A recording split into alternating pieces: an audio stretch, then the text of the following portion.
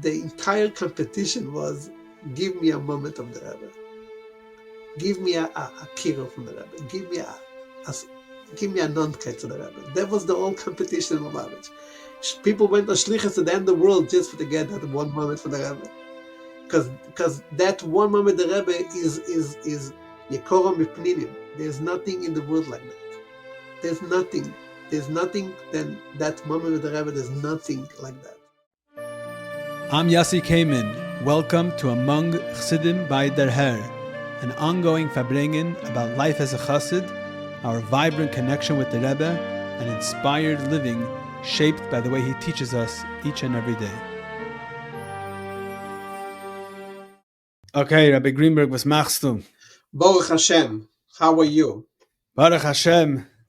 I got a report that Alaska this year was the warmest winter. I know the Rebbe told you to unvarm in Alaska. I think you did it already. The Rebbe told you more than once, no? Well, the Rebbe said it twice. The first time the Rebbe said it actually to Balabos, not to me directly. I mean, I was with the Balabos.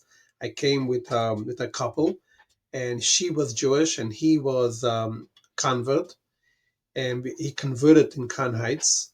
And there is a whole story. I don't know if we should repeat that story. If you wanted to talk about that story, there's a whole story about this Balabos, which is an amazing example of the Rebbe's vision 50 years ahead. What do you mean? Game. I think you have to say it, because I heard the story, but I don't understand the whole... That story is an amazing story because here you have two bochur, Shmuel Spritzer and Shmuel Langsam, who going to Alaska in 1970, Tovshin Lamed. That was the first time the Rebbe sent Shluchim to Alaska. And Shmuel Spritzer was trying to go to Alaska before that, and the Rebbe didn't give permission. You could see everything is mechuven by Rebbe. Tovshin Ches, no. He asked for Tovshin Ches, the Rebbe said no. Tovshin Tes, no. Tovshin Lamed Chadakov came out of the Rebbe's room and he said, Lubavitch is going to Alaska. The Rebbe gave permission. And they went to Alaska, and it's amazing. They were here for 3 weeks. 1 week in Anchorage, in the big city, 1 week in Juneau, 1 week in Fairbanks. And they wrote to the Rebbe a duch from those 3 weeks. And when you read the duch today, 55 years later, it's like as if it was written today, because they described to the Rebbe, two young bochur, what is the matter of Yiddishkeit in Alaska. It's just unbelievable. Anyway, and I wish I would have the duch when I went on Shlichus. But anyway, I didn't even know about this duch. You know how it goes in Chabad, that bochur went and they gave the duch into Merkez, and it was laying somewhere in But what's so important about the duch? What does it say in the duch? So in the duch, they tell the Rebbe how they came to Anchorage, and they went to the Jewish center in Anchorage, the only Jewish center there was. And there was this person, this Balabos, he was the president of the temple. But he wasn't Jewish. He wasn't Jewish. His wife was Jewish because nobody else wanted to be the president, because who wants the pain to run the whole place? So he was the president of that Jewish center. It wasn't even yet associated with a certain movement. It was just the place of Jews to come. And what's interesting, what's unique about this, because he was not Jewish, he opened the center for them. He said you could do whatever you want. You could put on tefillin, do whatever you want. And the other Balabos was Perry Green, who opened the home for them. Now, after a week in Anchorage, they went to Fairbanks. This Balabos wrote to the Rebbe a beautiful letter, a typed letter, and I have the letter. In Tovshin Lamed, he writes to the Rebbe how impressed he was with the bochur who came, how they represent the values of Judaism, how proud he was with them. And he wishes one day he could be part of this. And then he quotes to the Rebbe all kinds of lines from the Mishnayos that he knew, that what represent the values of Judaism, how the bochur represented those values that they.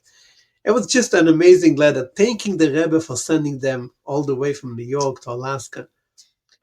Now, the bochur have no idea that he sent a letter to the Rebbe. They come back 3 weeks later from Alaska to New York. Shmuel Langsam is a relative of Benjamin Klein, because he is from the same Rabbi Schusterman's family. Forgot exactly how, but he's from the Schusterman family. So Binyamin tells them, come into the office. The Rebbe wrote something for you guys. So he comes into the office, and Binyamin shows him the envelope of this balabos who wrote a letter to the Rebbe. And his name was a very strong non-Jewish name. His name was Erling Christensen. Doesn't get more non-Jewish than that. And under his name, the Rebbe wrote one word, Yehudi, ? So now, Shmuel Agnew says to Binyamin, we will write to the Rebbe, I'll report that he is not Jewish, but he wants to be Jewish, and his wife is Jewish, and he has a Jewish child, and so on and on. And then later, they wrote to the Rebbe report. The Rebbe didn't say anything about this. That was the only thing that the Rebbe wrote about, the whole visit in Alaska. And then, what was interesting is that 21 years later, this is Tavshin Lamed. Tavshin Lamed, I was 5 years old. Tavshin Nun Aleph, I'm finally going. Tavshin Nun, we went here to check out this place in the summer of Tavshin Nun, and the Rebbe gave us, we asked the Rebbe if we have a tzoi from Rabbi Shalom Ber Levitten, the Shliach in Seattle, to go to Alaska, and should we be Misani and should we look into it, and should we go to Alaska? And the Rebbe wrote, and we asked the Rebbe, Askama Bracha, should we be Misani there? The Rebbe made a little line under the word Askama Bracha, and Label showed me the line, and we knew that we were going. So we went to Alaska to check it out for a week. We came back, and then eventually we went on Shlichus, like 7-8 months later, we went to Shlichus in Tavshin Nun Aleph. And we come here, this balabas, we came here like 2 days before Purim to Alaska. And there was a Purim party waiting for us, and there was the whole community was waiting. And the only person who said to me, Shalom Aleichem, was this balabas. And I saw something unusual with him, because everyone said, hi, American. The only person who said, Shalom Aleichem. He said the words, okay, yeah. He said the words, Shalom Aleichem. And I was like, oh, what is this all about? And of course, a few days later, he came to my office, he sat me down to my house, and he said, he told me the whole life story, how he's from Denmark, and during the Holocaust, he was a sailor, and he saw what the Nazis did to the Jews. He was so angry. When he came to New York, he jumped the border. He said, I'll never go back to Europe. And he started to hang out with some Europeans and Jewish kids, and she was a daughter of an Orthodox rabbi who passed away young. She was a Yisema, she was an orphan, and somehow they got involved, and they got married, and they ran away as far as they can from New York because the family was upset that she married out, and then they had a baby. With a baby, he said to her, well, the baby is Jewish, so I'm going to become Jewish. We're going to raise the kid Jewish. And he started to study, and he's the only person that when I came to Alaska, he had a Shas in English and a Mishnayos in English. He would get the Jewish press, he would read it from cover to cover. He was a very knowledgeable person, very interesting person. And so he sits me down and he tells me, for 20 years, I'm begging people to convert me, and you're going to convert me.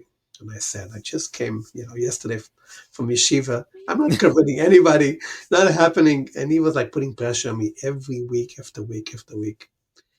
And finally, I called Rabbi Marlo and I told him the whole story. And I said to him, what should I do? So Marlo said, if he knows everything and he really wants it, bring him, I'll do the conversion. I don't even know if Marlo ever did any conversions besides this conversion. And we actually, the conversion we made on the old mikveh on Kingston and Montgomery, then we did the conversion there, if you remember that old mikveh. So going back to the story, when I come to New York, I come to San Sanity with this balabas. By the way, there was a whole story related to that visit, which maybe I'll tell you later, with the Rebbe. So because I wrote to the Rebbe a letter from the airport that I'm bringing the balabas for Sunday for $, and that he's coming with me for the conversion. What do you mean you wrote it from the airport? You faxed it? I forgot to write to the Rebbe before I left that I'm bringing the balabas, and I know I'm going to come for Shabbos, and I'm going to come for bringing, I'm going to come with him for $. I want to write to the Rebbe. So on the way, either it was in Utah or it was in Minnesota, we found a fax machine, and I wrote to the Rebbe.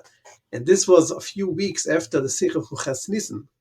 Mm-hmm. So I'll come back to that story. That's the famous story, No, I don't know about you. I'll come Okay. back to it. Yeah. Anyway, so I come to New York, and I go on Kingston Avenue with this balabas, and Shmuel Spritzer comes by, and he sees me, and he looks at me. He knew I went to Alaska. Everyone knew about it. And he looks at him. He says, "Oh my gosh, that's him." I said, "What do you mean that's him? What are you talking about? I had no idea what he's talking about."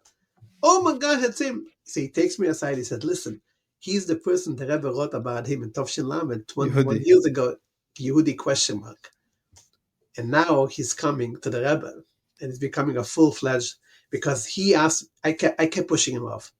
So I said, "I'm not doing conversion." Then I said to him, "We only do conversions in New York." So I'll fly in New York. I'll take the whole family with me. So I didn't know what to do. So I said, "You know what?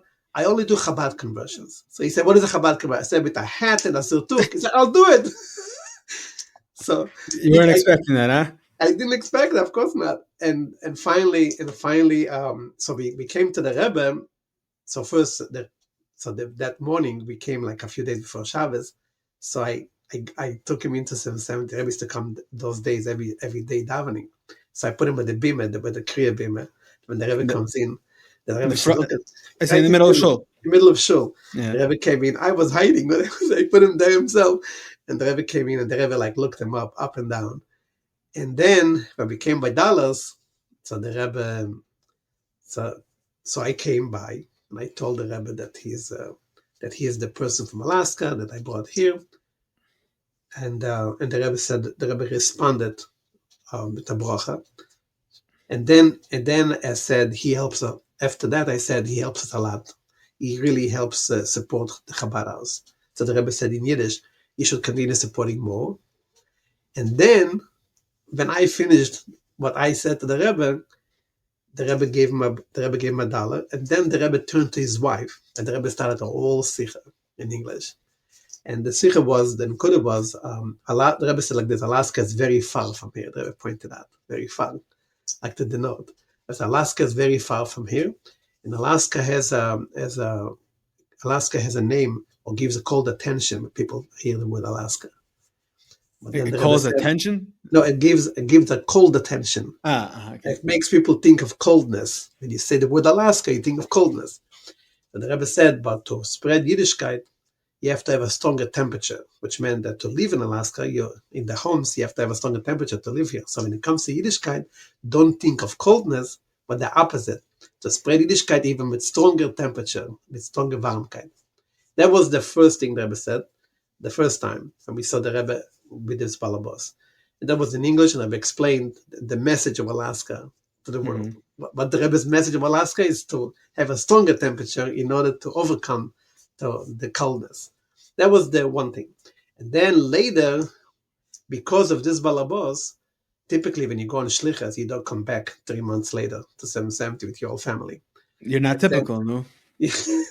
And so, but because of this story, what I should go is that this story brought me to the Rebbe every 3 months. So first we had the conversion, and according to the ultimate halacha, according to Chabad, a conversion, you have to wait 3 months between the conversion and the wedding.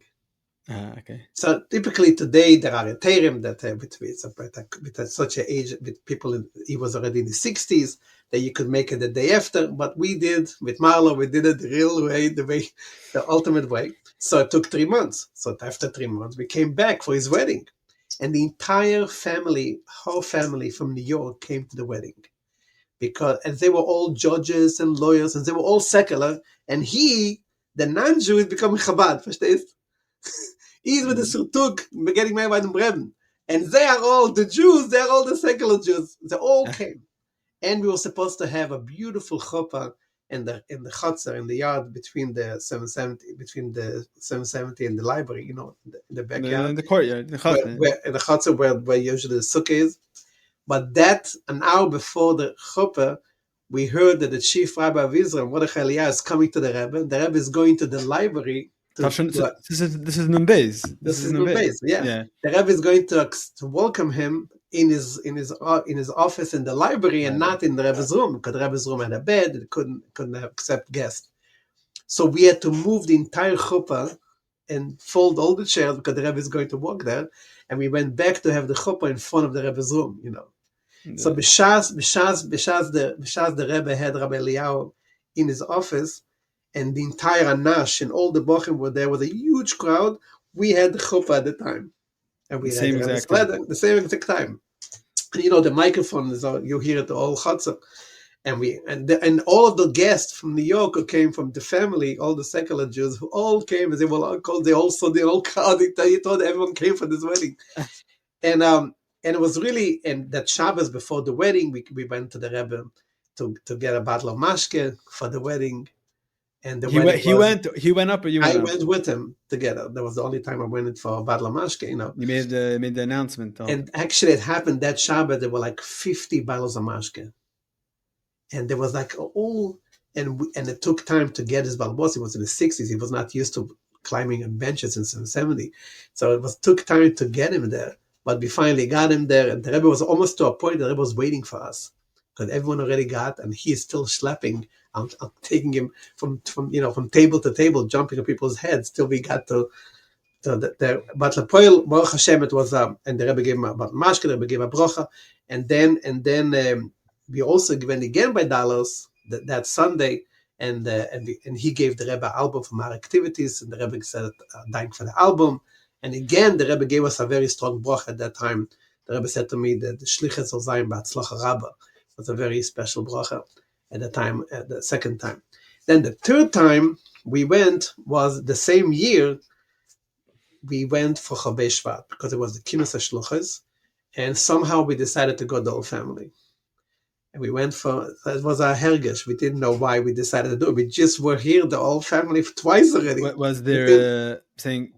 It was the fourth yard side, right? It was the fourth yard side, but I don't know. We decided to go the whole family, and this was the last time we saw the Rebbe before the stroke, and we went by the Rebbe. And we didn't, of course, we had no balabos with us. We didn't plan to talk to the Rebbe or anything special. But the Rebbe stopped us. When the Rebbe, it's by dollars or by the by Sunday? dollars, by Sunday. The Rebbe stopped us, and there was every time we went with our children, the Rebbe asked of every one of the children, "Fortech in Alaska, fortech in Alaska," and even asked and he gave a bochur to my wife. So a very special bochur. And then we left already. And behind us was Jacobson, our cousin, Boru Jacobson's wife, she's Rabbi Evemelkov's daughter. Course, yeah. And they had a little child, Obsherenish, and they were behind us, and the Rebbe already started to give her $1. And then the Rebbe stopped, and the Rebbe, like the way the Rebbe would turn, and the Rebbe screamed loud, because we were already getting tachten. The Rebbe screamed loud, so machen dorten. So we turned around, we ran back, and the Rebbe smiled, the whole room filled up with the Rebbe's smile. And the Rebbe said, machen dorten warm. And we were standing frozen, because it was such an unusual, it was like a real, like Rabbi Gorner called my shwager Yossi that day after Dallas, and he said to him, "Oh, the Rebbe is Alaska has a special chvivus beim Rebbe." So I was about to say. So the Rebbe had there's something about Alaska that I mean, it's always like Chabad is all over the world. From Alaska, it's always part of the. Actually, it's interesting that in Sefer HaShluchim, the Sefer HaShluchim that came out, so there is the Hagdama, the introduction to the Sefer HaShluchim. Yeah. In the Hagdama, for some reason in English, they wrote from El Paso to Anchorage. The Rebbe was Magia that page with a few agos. That happens to be your brother's a Shliach in El Paso. Yes. So, but the Rebbe has a special koch in But the Rebbe's Magia, the Pesach Davar, the forward. There's a few agos on that very same page, like a line after that, where it says from the Rebbe pastor. read that. The Rebbe read it, and the Rebbe saw it. And so the Rebbe had a special chvivus to merchakim, to shluchim in the far corners of the world, Katzvei Tevel. And there's a very famous Farbrengen from Purim Tov Shechov Ches, where the Rebbe talks about it in length, of the famous story with Shmuel Chefer, the whole story. So the Rebbe... What's the story of Shmuel Chefer? The whole story with Shmuel Chefer, that Shmuel Hefer was the head of the Besrifki in Israel, Chabad. the Menayel, and he was a member of our shul in Bnei Brak. He lived where I lived. I grew up as a child with him, and he was one of the biggest. He lived in Bnei Brak all his life, and he was a speaker. He was one of the greatest speakers of Chabad, in Chabad events or out events. He was one of the machas of Chabad in Israel, and we grew up as children, with him in his presence.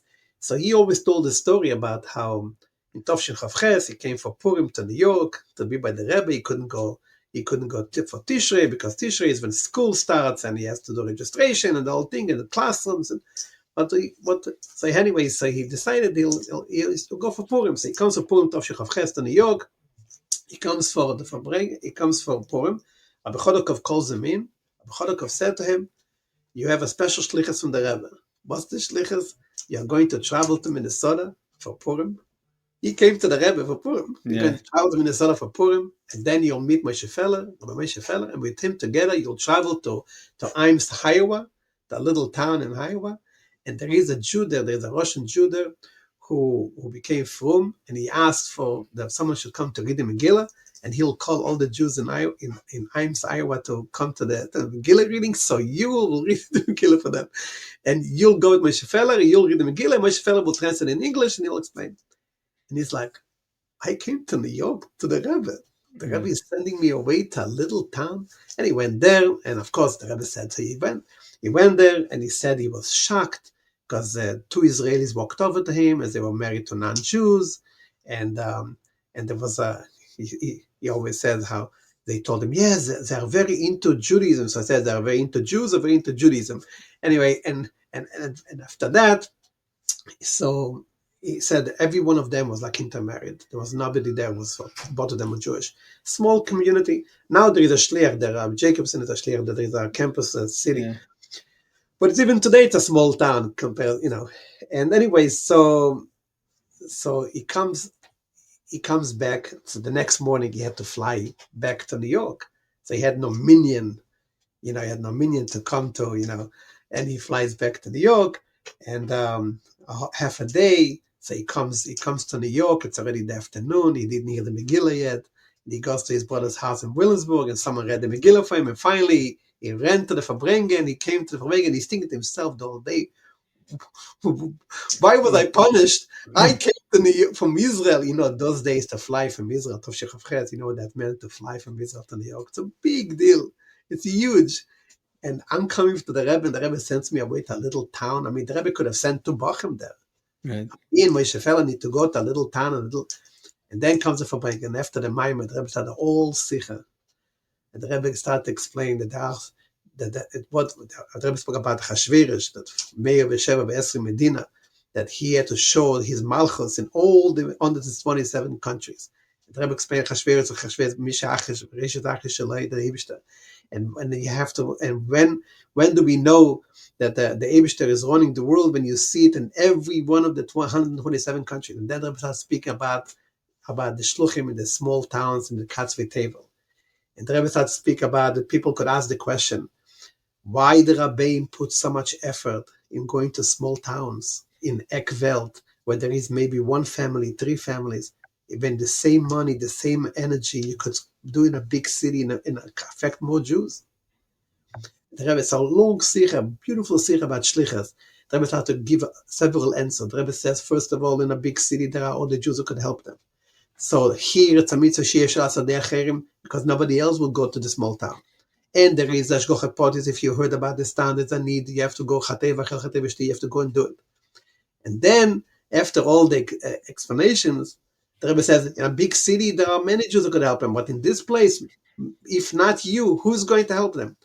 And then And then the end, the Rebbe says, which seems like the ultimate answer, the Rebbe says that this is the year when the Rebbe spoke about the Hoya Bayemahu, he talked about Shefer Godel of the Pasuk. The Rebbe in that year, after the 6-day war, the Rebbe explained that there are 2 psukim to be say in the Shefres in Rosh Hashanah. One pasuk is Voye Bayemahu, you talk about Shefer Godel, Ubo Evdim Beretz Ashur, Medochem Ad Mitzrayim, Yishtar Hashem Ba'ar Kelet B'Yerushalayim. That's one pasuk. And then there is another pasuk of that it says that there be a shefer godel b'saras teman. So the Rebbe said that the one pasuk speaks about what the Eibishter will do, the big shefer, the Eibishter will waken up the nations of the world. That's World War I, World War II. That was the forbidden after the 6-day war that was spoken in Tishrei, Toshich of Ches. And then shefer godel is about the 6-day war. That what happened during the 6-day war? That many Jews all over the world were awakened to Yiddishkeit. But if I bring a Purim Chavches, the Rebbe says that when do you know that you're getting ready for Mashiach? When you deal with the Ovdim and the Nidachim. So Dafke and Merchakim, that it's Ashra. When you Dafke, those who are far beruchnis and far begashmis, when you deal with the Ovdim and Nidachim, then you know you're dealing. But 1 second, but the first Shluchim, but there were Shluchim to big cities, no? In the beginning. Of course there was Shluchim. The first Shluchim was to Morocco, which is in a certain way at the time when most Jews left Morocco, as they were left without Rabbonim, without everything. So Morocco was definitely a Mokem Nidach to a certain degree.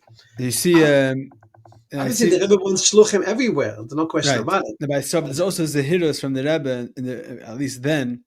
I remember once, as I was in Yeshiva in Miami, they, I think I heard from Rabbi Shapiro, from Rebbe Shapiro, that they asked the Rebbe about opening of the Yeshiva Gedela, and the Rebbe said, I don't remember the Lashon, but tonight that there is no other yeshiva that exists already in Miami, and there wasn't. So I think you see Taka this thing, but yeshiva, but there is one there already. Let's open up a place that doesn't have. I think that's connected to the Ikerim from.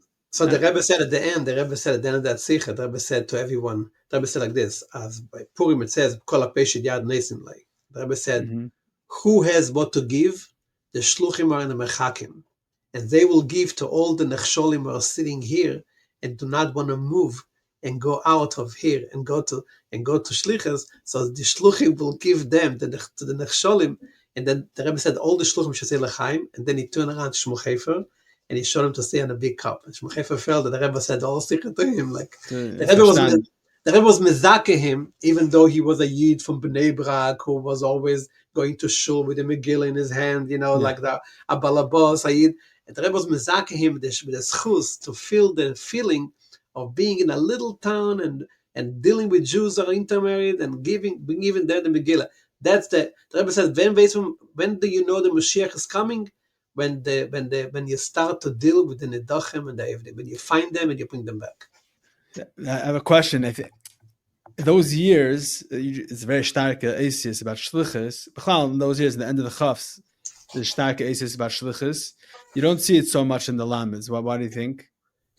Well, it depends if... I think in the Mems, when you're a Bach, I think the Rebbe started speaking it again a lot, right? But when the Rebbe spoke in my years, for example, when the Rebbe said, you tes kislev, tov shemem zayin, when the Elam was singing very strong, the Dan Notzach, and after that the Rebbe said, the Dan Notzach, elech v'kevish, kol pino shebo Elam.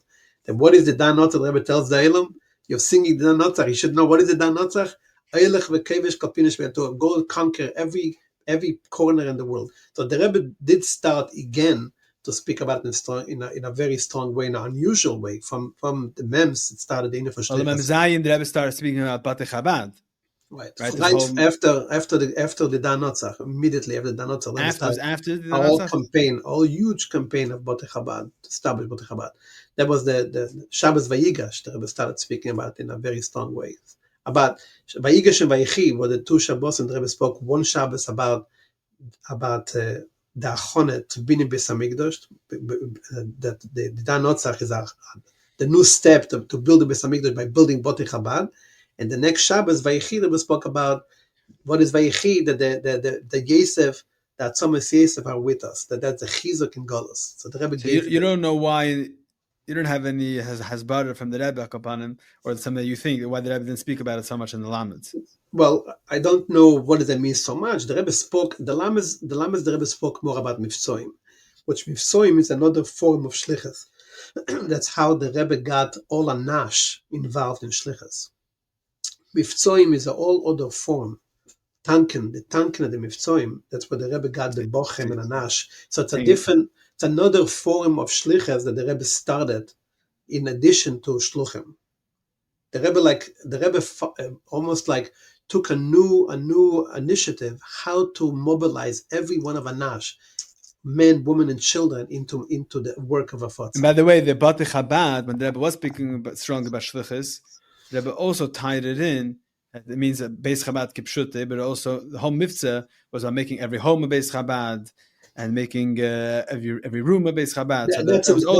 That's in the mems. Yes, I'm saying even when the Rebbe in the mems is speaking about Shlichus, he's making it applicable to everyone. Like the Rebbe said, you could be one of the sichas of the Shluchim. The Rebbe says, Divas HaMezeicha given their Shluchim Rasmim, but then the way the Rebbe gets into the whole... No, he does the opposite. The Rebbe in the sichas, I'm thinking about the Rebbe does the opposite. The Rebbe speaking about the concept of Shlichus is negate to anybody, to everybody. And the end, the Rebbe says, for Befrat, those that are Shluchim Rasmim, official Shluchim. So and you could see it. You could see that if you familiar yourself with the work of the Rebbe, that there were many accomplishments that Chabad accomplished through people who were not Shluchim Rasmim. I saw there's a book. I forgot what the book is called. Like it's like an encyclopedia of about Judaism. I picked it up. I found it somewhere from the Lamids. And it has there's like a bunch of pages about Lubavitch, a bunch of pictures of the Rebbe. Those that were, I forgot the name of it, but I have it at home. But they have a list of all of the shluchim, all the Chabad around the world. There's Dr. Lukens is on there. There's people that have worked in a Monarch Shul that are on there, like Vunan Meken. There was this representative, that representative, and not necessarily. I think today it would be later. The greatest accomplishments, major accomplishments of Chabad were done through people who you would never believe that they are connected to Lubavitch. And they were able to be in such places that no Lubavitcher, no Shliach was able to be there. So the Rebbe there are countless stories of people who have been in positions where they was, for example, I'll give you one example. I want to first study the story about my zettel from that visit from here. I told you before. So when I wrote to the Rebbe from the airport that I'm going, this was 3 weeks after the famous sicha of Nissan, Tavshin and Aleph, Tavshin, where the Rebbe spoke about Ich getan alles was ich ken and tut alles was ich ken. At that time, there was a tzoreb among Chassidim that all the Chassidim should write to the Rebbe a letter that they all accept the Rebbe's malchus as the Melech HaMashiach. Mm-hmm. And of course, we all signed, and we were looking for ways what we didn't know what the Rebbe meant with that sicha. I remember when I heard about the sicha, it was a surprise sicha, and my brother Sholem was now a Shliach in China, called me. You heard the sicha? I said, what happened? He said, go listen to the sicha. So I ran to call Chaim Baruch in, and you didn't have a. I had a hookup, but Chaim Baruch didn't have the chance at the time yet to call everyone because it was a surprise sicha. Okay. So anyway, either I was in a meeting, I was in Shlichus already.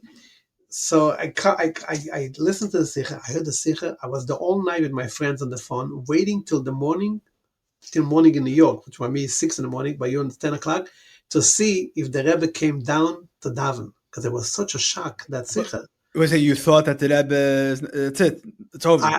I didn't know what to think. Because that what you thought? You thought that I was afraid that the Rebbe is like making here major changes. Because I'll tell you why. Like the Samach Tzaddik did. I'll tell you why. Because 5 years before, when I was a bochur, Tovshim Mem Zayin, there was a very similar sicha to that sicha. Purim Mem Zayin was basically similar to that sicha. The Rebbe said that now is the time that he's going to give over from the mission to bring Moshiach, from the leader, from the Rebbe to Hakoel, to the generation. The generation do it.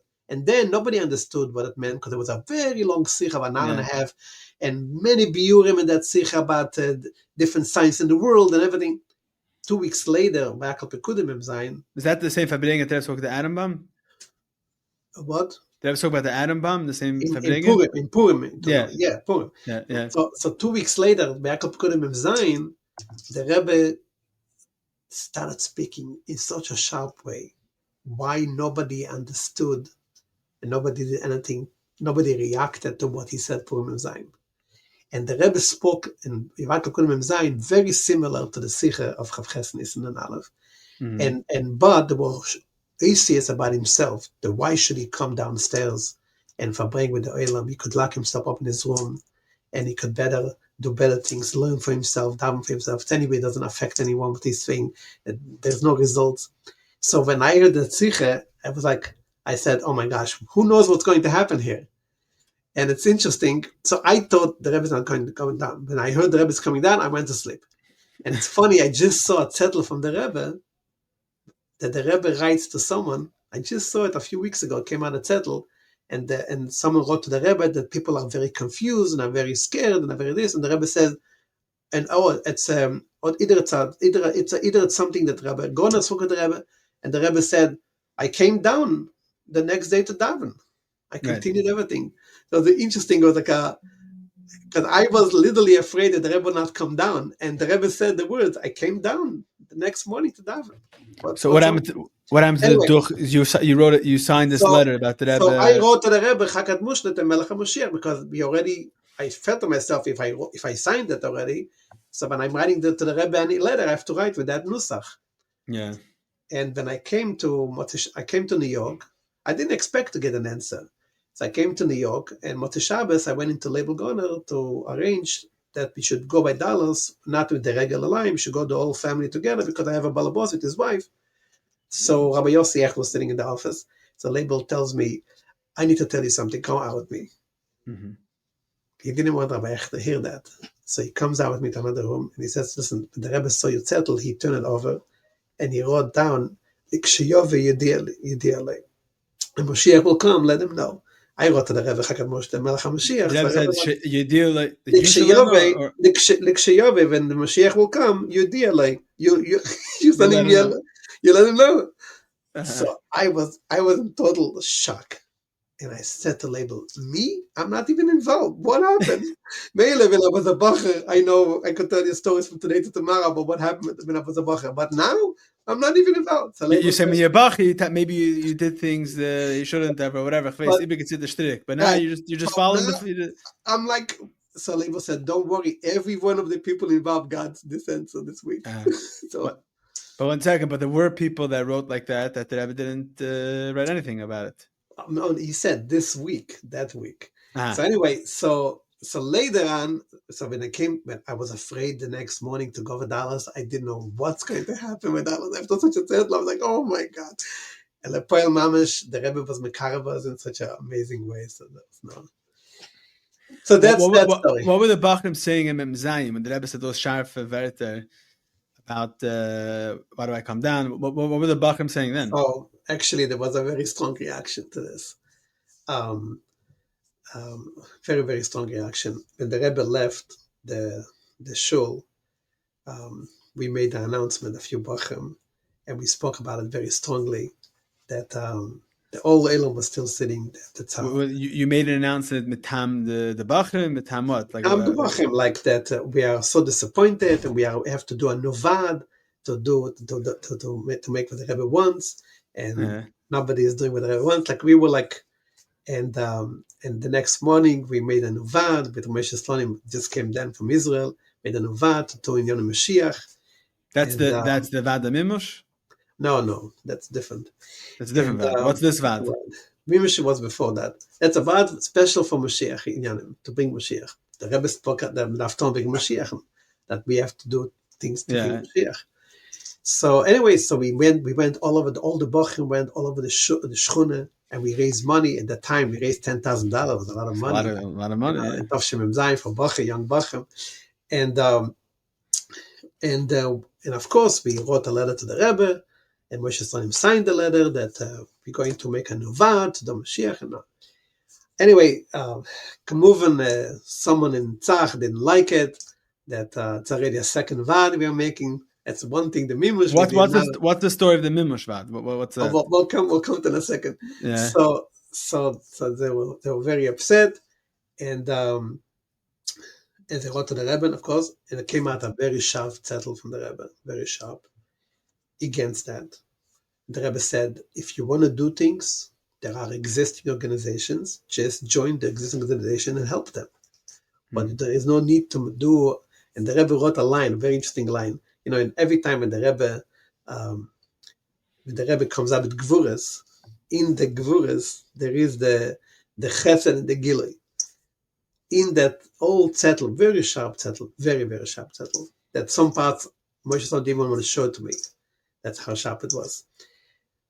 So one line was there, an interesting line. The Rebbe writes, in Tov Shemem Zayin, in 1987, this is like 37 years from the Nissan, the Rebbe writes, Me'asogas gvul leitibone Chabad.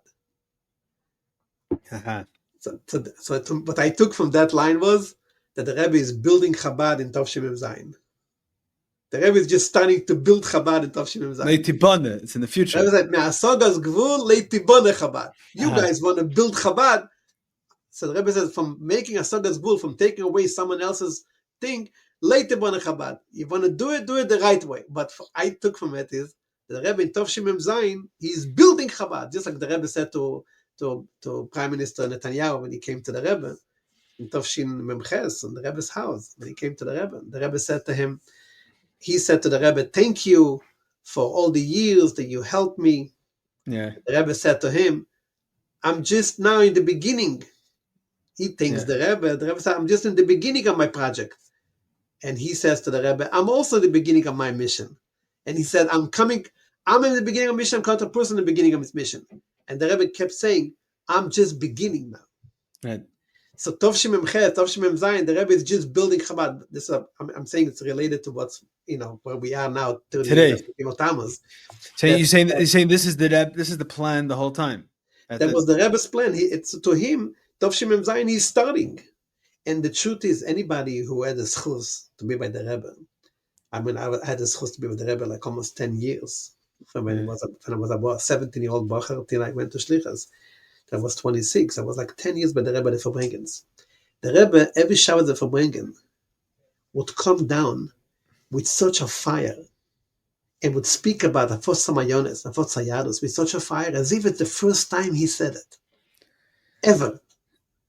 I mean, a person who was not involved in a fotze, like a person from Crown Heights who just came from his job and came to the Verbringen, probably his kishes would turn because the Rebbe is speaking like it's the first time he's going to conquer the world. Mm-hmm. So the Rebbe, it wasn't like, we worked already for 35 years, now we could enjoy a little bit. 1 second. But I don't know. I have a question on this. If that's the Rebbe's cook and Tov Shemem Zayin, Tibone Chabad, now it's Ash happening, right? The Rebbe said to Netanyahu. How does that fit with the whole Tnua that, I mean, the way most people, I mean, I was alive, but I was not with all my faculties, but we heard from andere, my own family and many others. What do you mean? Nalef, the Beis, whatever. It was the end. It was the height. That's the Rebbe said Mashiach's coming. There's no plan for 30 years. You're saying it now. How does this fit? I'll tell you. It's true to a certain degree, but it's not true. Meaning, for example, when I passed the Rebbe by Dallas, and the Rebbe told me, yeah, he didn't tell me close the Chabad house because Mashiach is coming in a second, and you'll have to sell the Chabad house. He gave you a mission for a long. He gave me a mission. So what does that mean? And not only to me. Like for example, when Mordechai ben David came by to the Rebbe by Dallas, and he gave the Rebbe after the famous sicha from Nissan, and he gave the Rebbe an idea. What was the idea? The Rebbe should go to the Kaisel and daven with all the Chassidim for Mashiach. And the Rebbe reacted very strongly to him. The Rebbe said, "I said that now I'm asking you for ideas. Don't give me ideas. You should find ideas what to do." And he got scared, and he said, "No, I didn't mean it." And the Rebbe said, I met him once, by the way, and I spoke to him about this, but whatever. Yeah. Keep it off anyway, record, So the Rebbe said, I don't mind people giving me ideas, but the Rebbe said, people are using all those ideas to go to the Kaisel, or the way Shmueli wanted to make a fast, and they have 10 Yidden who will sit in 717, will fast all day. Mishtamet sich from epeston. What do you mean epeston? Ton, to do is the Rebbe's work. That will bring Mashiach, and only that. There's no other gimmicks. But the old sicha from Ches Nissan and the old sicha from Purim Mem Zayin what the meaning of the sicha is, really. It means the Rebbe like saying, 35 years I'm begging you to participate in my work of Shlichus, and to understand that each person must take upon himself the responsibility, the achrayas, to turn the world upside down and bring Mashiach. And that's the only way. There's no shortcuts. And the Rebbe said in Tovshin Yud Aleph that he wants to have shluchim everywhere in the world. But the Rebbe started the verbringen of Samayones in Bosedigani. This is after the door. There is no shortcuts here. One second, That must but, be done. but the Rebbe did say Asius in So, Nun Aleph. right. The Shinod, the scholars from Mashiach, the Hechstet Right. Zeit. The Rebbe said things no, they that didn't say mean- before. Was that 100%? What it means is, just like, the famous line that goes around that Avon Paris said, that he said that he was zeicher to see Moshiach, but he was not zeicher to see the Beis Hamikdash. What does that mean? When the Rebbe started the Deir Shvi, that was the Rebbe once said, Tov Shinun, the Rebbe said about that Easter Yip Tzechon Yemei Moshiach. That means the Rebbe started to Shmuel Levittin, for example, by Yechidus and Tov Shechavov, the Rebbe said to him that Agam, as the Teuren from Mashiach, was geöffnet, the Tov Shetazayin. The Rebbe said, no, it's like that. Agam, Tongim, Faratza, Tov Shenitches, in Tashchai, but the Teuren from Mashiach is then open for Tov Shetazayin. The gates of Mashiach are open for Tov Shetazayin, and if all the 200 in Gelai, Simon of Verbringen, will go every Shabbos, Chazach Siddhis, Mashiach would come already. What does that mean? That means like this, that there is it's a Eis Rotzen, there is the potential of Mashiach coming every day from the Rebbe started his Messias, and every year became more and more. And not only that, the process, the talich, the process of Bias Mashiach has begun. And the Rebbe spoke in Tov Shinun about the connect the dots. You remember that ad in the New York Times, connecting the dots, to the Simonim. What does that mean? It was a Mashiach, right? In like a tracing. With connecting the dots, all the Meridi Kenyonim that see the fall of the Shir Metzger, Shir Metzger behind that. So what's it called, the Chai Foundation. Chai Foundation, right? And Rabbi Gutnick sponsored that. Yeah. So this whole idea meant that Mashiach is already, we already see the peulos of Mashiach in the world. The world is changing. So not when we say Mashiach is coming, it's not something that happens overnight. It's a process that's happening. Of course, there'll be the Be'emes of Mashiach, that will be the Gilul Lekus and Vel. But this generation, and especially from when the Rebbe started in such a strong way to speak about it, and meant that the simonim of Mashiach, the world is starting to change towards Mashiach. Like we see the last 30 years, things that we never saw before. In any level, if it's about a Fotzama Yonah, it's about a Fotzama Yadus, there are things today that happen in our days that didn't happen before, could not have happened before. The Rebbe spoke also about worldly things, right? The fall of communism, right. Is the world still progressing positively that way, or absolutely? You could see, for example, let's talk about the Inyan von Eretz Yisrael. Yeah. Okay. When the Rebbe said 50 years ago, I was a child. Tov Shel Lamed Ches was when Sadat came to Israel. From the president of Egypt came to Israel the first time. I was a kid in the yeshiva in Lud, in Shir Aleph. I was 13 years old.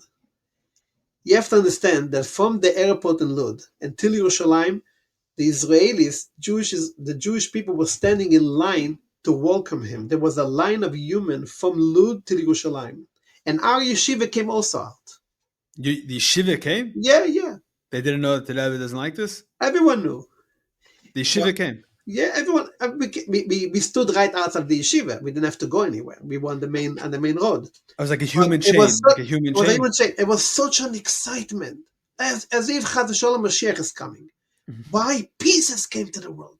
Menachem Begin. I remember as a kid, Menachem Begin was in the Kaira in the synagogue, and he was singing on the radio. V'veinu Shalom Aleichem. Everyone, and you were embarrassed to say that the Rebbe is against the peace. You were embarrassed to say that. Because what do you mean? Mubarak wants to make peace with us. Why not? What's wrong? How could you speak against that? And now fast forward 50 years, October 7. Now the whole world admits, where do you think the weapon came in? From Egypt. Where? From Egypt. Not only that, the son of the president of Egypt, Assisi's son, he is the one who made a certain tax, certain amount of money on every shipment that came in the tunnels to Gaza. So, Ki'ilu, the people who made peace with us, are the people who bought all the weapons for us to kill us. Until today, they are considered now, there are many people who say that they are planning a war against Israel now. Because they broke every rule of the peace process. And it's all over the newspapers. But it took 50 years, what the Rebbe saw 50 years ago. It took 50 years for the whole world to admit it. Today, from the Torah Carta to Shemer HaTzoyer, from Reform to the most Orthodox, everyone admits that the Rebbe's truth is the only truth. So this is a process of Gilui Mashiach, to see the truth of Torah, that when people can see. So you're saying that in Tavshin and Aleph, the Rebbe said the Hechzatzayit, and everyone's feeling that Mashiach is coming today. Mashiach should have come today, because that's what the Rebbe says, that every day that Mashiach doesn't come, there's no beer. At the same time, the Rebbe had a plan for the next 30 years. I would call it like a back plan. That the Rebbe had two plans. And what do I base it on? There's a famous letter from the Rebbe in Tovshin Yud Beis. In 1952, the Rebbe writes a letter to Israel, Tagudos Chabad. Everyone understands what Israel was in Tovshin Yud Beis. A little country just started off. And the Rebbe is writing Tagudos Chabad. The Rebbe said, I have a plan. I have a plan to conquer Israel. To conquer Israel with Yiddishkeit, with Chassidus. That's the Lashon? That's the Lashon. However, I need to know if Anash and Israel are willing to join me or not. And the Rebbe says, if they're willing to join me, I could do my plan. If not, that means we are not zeicha yet, and we'll have to wait for later. And then the Rebbe writes, I want to have an answer from every one of Anash to write in a closed envelope, in a closed letter, that nobody else should see it. And they shouldn't come complaining like the way they did before, the Rebbe meant the Hiskashrus, when they said there was a peer pressure. So when the Rebbe demanded from somebody, why didn't you do what not geisen? So he said, oh, I'm not a real chassid. I signed. It was peer pressure. From others. Everyone is signing. Should he say not signed? Is good. So the Rebbe said, this time I want a personal letter from each person. Are you willing to participate in my work or not? And whoever is not going to answer, the Rebbe says, I will count him as he doesn't want to. So you can't say I'm not answering. Either you answer, say, if it's a yes, it's a no. If you don't answer, it's a no. And Lepoel Mamish, we could only imagine, when I was a bochur, when the Shlichus Kodesh came to Israel. So the biggest accomplishment was the Shlichus Kodesh and all the Shluchim from the Rabbi Galitsky, Rabbi Hecht, and their groups. They came to Israel. Everyone talked about it. There's a famous letter from the Rebbe. The Rebbe said them the first priority is to be Rabbanim. If there can be Rabbanim, there should be other. And Reb Zusha Vilmovsky was involved with the chief rabbi, Rabbi Goren, to get them a Rav here, a Rav there. You have to understand that Tovshin Yud Beis, if the Anash would do what the Rebbe wants, we could have made Rabbanim all over Israel. Nobody wanted to be a Rav anywhere. Who wanted to be a Rav? You could have a Anash in every city in Israel, Rabbanim. You didn't have to beg in the mems from chief rabbi to give you a position of a Rav. Could have conquered Israel. Could have a Shliach in every city in Israel, every yeshuv. He's saying Tavshin Yud Aleph, Basi Lagani, the Rebbe says we're ready to bring Mashiach now. Right. And the Rebbe had, still waiting. The Rebbe's still waiting for us. It's like the letter, the letter that came out. The letter that came out from the Rebbe writes. I don't want to say the name. Doesn't matter the name. The Rebbe writes to a Shliach in California, in Tavshin Yud Aleph. And the Rebbe writes a whole letter to him and to Rabbi Shmuel David Reichik. 2 letters that came out. So one letter, the Rebbe writes to him. The Rebbe said, I heard a person came from California saying that you and your wife are complaining. There's no Jews. First, there's no Jews in California. In Los Angeles, there's no Jews. There's no Jews. There's no money. There's nothing to do. You can't do anything. And the only thing that you could do is you have a plan to buy a synagogue for $40,000. You have to understand, Lubavitch, when the Friedrich Rebbe passed away in Tavshin Yud, So there was a Gvir in Chicago who gave the $10,000 of the mortgage of 770. Here, Robinson. Here, the little Shliach wants the Rebbe should give him $40,000 to buy a shul in Los Angeles. So 770 doesn't have money for $10,000 for 770. After 10 years of 770, should buy him a shul. And so the Rebbe gives him a whole letter. The Rebbe gives him ideas. This letter, if we shluchim, they were hiding this letter because it's personal.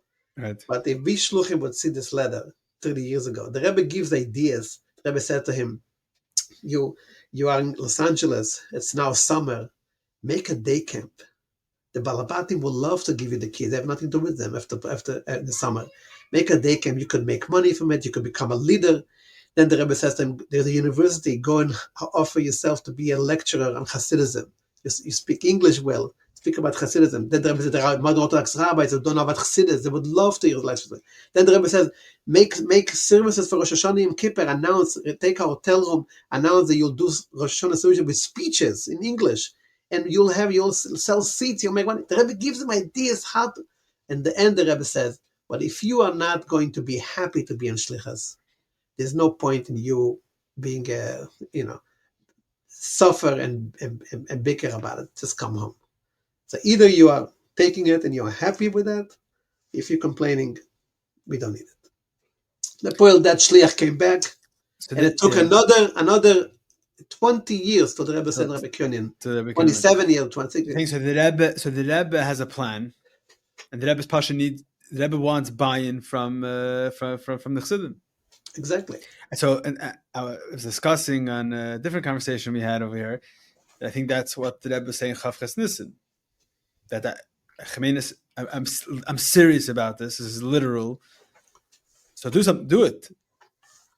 The Rebbe means business. And therefore, all the famous sicha that the Rebbe said about the fourth level of Shlichus, where the Shliach is a responsible person on his own, and he makes decisions on his own, it meant that you take it. I remember a sicha the Rebbe said, and the Rebbe smiled. The Rebbe said that the Rebbe started a project. The Rebbe said he doesn't want people to start writing him letters what to do. And the Rebbe said that he's like Yena Navi. The Yena Navi said, I'm willing to go on Mesiras Nefesh, but Sa'uni v'Teluni Amayma. Even to jump into the water, he didn't want to. He wanted them. They should pick him up and they should throw him into the water. The Rebbe says, a guy comes and says, I'm ready to go on Mesiras Nefesh, but the Rebbe should do everything for me. The Rebbe should pick me up. The Rebbe should tell me to do right or to the left. The Rebbe says, you take responsibility, you figure out yourself, and be happy with your work. At a certain point, in the first few years, the Rebbe told people to go on Shlichus. After a certain point, the Rebbe Bechlal never told anyone to go. You had to ask. Right.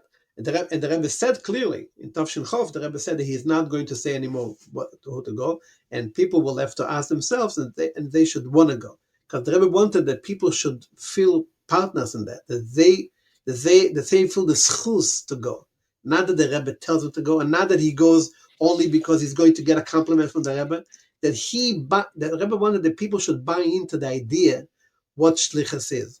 What is the Rebbe's work in the world? That goes all the way back to the famous Chavches Sivan Farbrengen, Tavshim Memtes, when the Rebbe finally accepted. Chavches Sivan. The Rebbe accepted Chavches Sivan. When the Rebbe accepted it as a date, as an official, because the Rebbe, the first 3 years, no one knew that the Rebbe and the Rebbe came to America in Chavches Sivan. Nobody knew about it till Tavshin Memdalet, when the first Sichos Kodesh from the Frierdiker Rebbe came out. And all of a sudden, we saw there is a letter from the Rebbe, from the Frierdiker Rebbe, telling one of the lawyers who helped bring the Rebbe to America that today, Chavches Sivan, the Rebbe came to America. Then my son-in-law came, and then my daughter came to America. And nobody knew about this Yom Tov. Nobody made a big deal. Even on Yom the Rebbe was hiding it. The Rebbe write Sivan Tavshin Aleph, didn't say a date, Sivan Tavshin Aleph. And nobody ever thought to make a big deal, even though the Rebbe never made an official for bringing on Tes Oder, but every time when it was Shabbos around Tes Oder, or Shabbos, he spoke about it, every time. But he never made a special date. Whatever the reason is, we don't know yet. But the Rebbe didn't make a special The Rebbe never made a date of Tes Oder. Right, it wasn't like an official Farbrengen date. We just published now a sefer that it's on the way now from China. A sefer of all the Yemei Bereishis. It goes through all of the dates, the history, what happened by the Rebbe on the date, and also there's like Niskanim v'nasim, what the Rebbe said about the date. So taka tes other, there's, how do you know what a date is? How do we know? When we're compiling it? Whatever the Rebbe spoke about. So tes other, the Rebbe spoke about it, so we know it's a date. Right.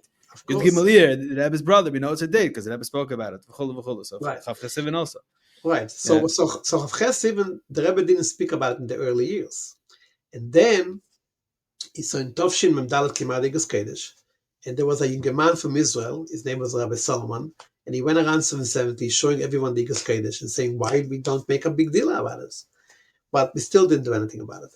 Then the next year, Tovshin Memhei, Bashgoche Protis, and if you think about it, it was like Chav Chesivin was like 2 days before the famous Yechidus Pitagur of Rosh Chodesh Tammuz of the seforim. About the seforim, yeah. Yeah, but this was 2 days before. We didn't even know about the meeting then. You had no idea that the whole seforim was happening then. We knew we knew on Rosh Chodesh Tammuz that there was a meeting with the Agudas de Chabad. Nobody is allowed to know what it's about, but the Rebbe will speak about it in Beis Tammuz. That's all we know. Everyone knew that, okay. That came out somehow because, when 7 people go into the Rebbe's room in Tovshim Memhei for a meeting, that didn't happen in many, many years. And Agudas Chabad never was an active organization in that way. Having meetings with the Rebbe, yeah. Yeah, so it was it had to make waves. So it became known, but nobody knew what it is. But 2 days before, with the bochur in 770, it was my first year as a bochur in 770, we decided, myself, Zalman Liberov, and a few of the bochur in the Shavstein, we decided together that we are going to make a farbrengen. And when the Rebbe came in to my room, we decided we are going to sing a song. And those days, the Rebbe used to come in upstairs. Upstairs and Zal. There was no singing, nothing. It was still the way even when Zalman Jaffe was there was no singing, or only when he was there. Zalman Jaffe, even in the middle of the week, he wouldn't sing. Only if there was a Yemei Bereishis or something. Shabbos downstairs. If there was a Yemei Bereishis, yeah, but so singing is for downstairs. Upstairs is yeah, it was like the Rebbe comes in, comes out. There was a very well, later described the minche upstairs was very minche Ma'ariv upstairs, very, very special. The Rebbe was sitting on that table. It's very unique. It's very special. But anyway, so we decided what nigun to we sing. Which nigun should we sing for Chassidus? We decided we'll sing the same nigun of Rosh Chodesh Kislev, because Rosh Chodesh Kislev was a nigun that the Rebbe became healthy. So this is the Rebbe was redeemed from the Holocaust. It was saved from the Holocaust. It's like a Yom HaTzolah. Yemei Bereishis. That's what I thought about it. Anyway, the Rebbe comes in, we started singing, and it's seconds. The Rebbe comes out of his room and he gives Doka to the keys. It's seconds. The Rebbe heard the singing. He came in, he made with his hand. The Rebbe could have ignored us right away. I mean, it's like the Rebbe is out of the ordinary. Yeah, it's out of the middle, out of nowhere. And the Rebbe made it with the hand very strongly. And that was enough for us. And that night was a farbrengen. You know how big the farbrengen was? Cheder Sheni, in his upstairs in Zal. That's how big the farbrengen was. And we farbrenged all night. And the next day by Mincha we sang, and the Rebbe again made with the hand. And that was the beginning. And then Tovshim and Vov. The bochur? There was the bochur, just the bochur. Yeah. And then Tovshim and Vov, this is the first year we decided to make a really big deal. We got together. We are going to make a big farbrengen, a real big, a huge event, just like Rosh Chodesh Kislev. And it happened to be, but Gocher Podis, that was Shabbos, Chav Chesed was Shabbos. And it was also a Yovel. It was 45 years from when the Rebbetzin came to America, from Tovshin Aleph to Tovshin Vov. And mamish Friday afternoon, I decided to make a tshuva. And what was the tshuva? It was just a few letters from the Frierdiker Rebbe about the Chav Chesed, and also the sicha. The Rebbe spoke to Tess Oda the year before, a sicha about the Frierdiker Rebbe coming to America, but he connected it to the new Afotzos Hayadus that started in America, not just about the saving him, about this. So I took that sicha, put it in, and the Akdosha was a very special Akdosha for the Rebbe and the Rebbetzin for coming to America, Yevel Shanim. And we gave it into the Rebbe. I ran upstairs to Shigalov. He had a print shop there from Vad and Nachas, and he immediately agreed. And we worked together. We put those days you had to put the letters. It was not a computer. Everything was, and we put together the Akdosha, and we printed. I gave it to the Maskiros. I gave it to the Rebbe's room, and I put it on the tables. So the whole Shabbos was already, beginning of a. And then, but if I bring it, so we gave in a bottle of mashke to Label, and we told Label the Meir Alik will come up for us because the bochur we're not going to go to the Rebbe for this. So we asked Meir Alik, so he said, no, he couldn't make up his mind. Then Shabbos by day, he started to get cold feet. He's not sure, maybe the Rebbe will not be happy with that, he's not sure. Anyway, the first sicha, the Rebbe started a whole sicha about, because it was Shabbos Gimmel Tammuz, so always the Rebbe spoke of Shabbos Tammuz, about the Fidik Rebbe, about going out of jail, Shabbos Gimmel Tammuz, Beis Tammuz. But here the Rebbe took a U-turn, Beis Tammuz. Because of it, Beis Tammuz, the Fidik Rebbe came out of Russia. And because he came out of Russia, he came to America. And then he started a whole sicha about the coming to America. It was very clear that was about this. So Meir Alik turned around to us. He said, I'm going to go up. No worries. And then when he went up, the famous story that he went up and he gave the battle, and the Rebbe said to him to announce it. So he had to announce what it is.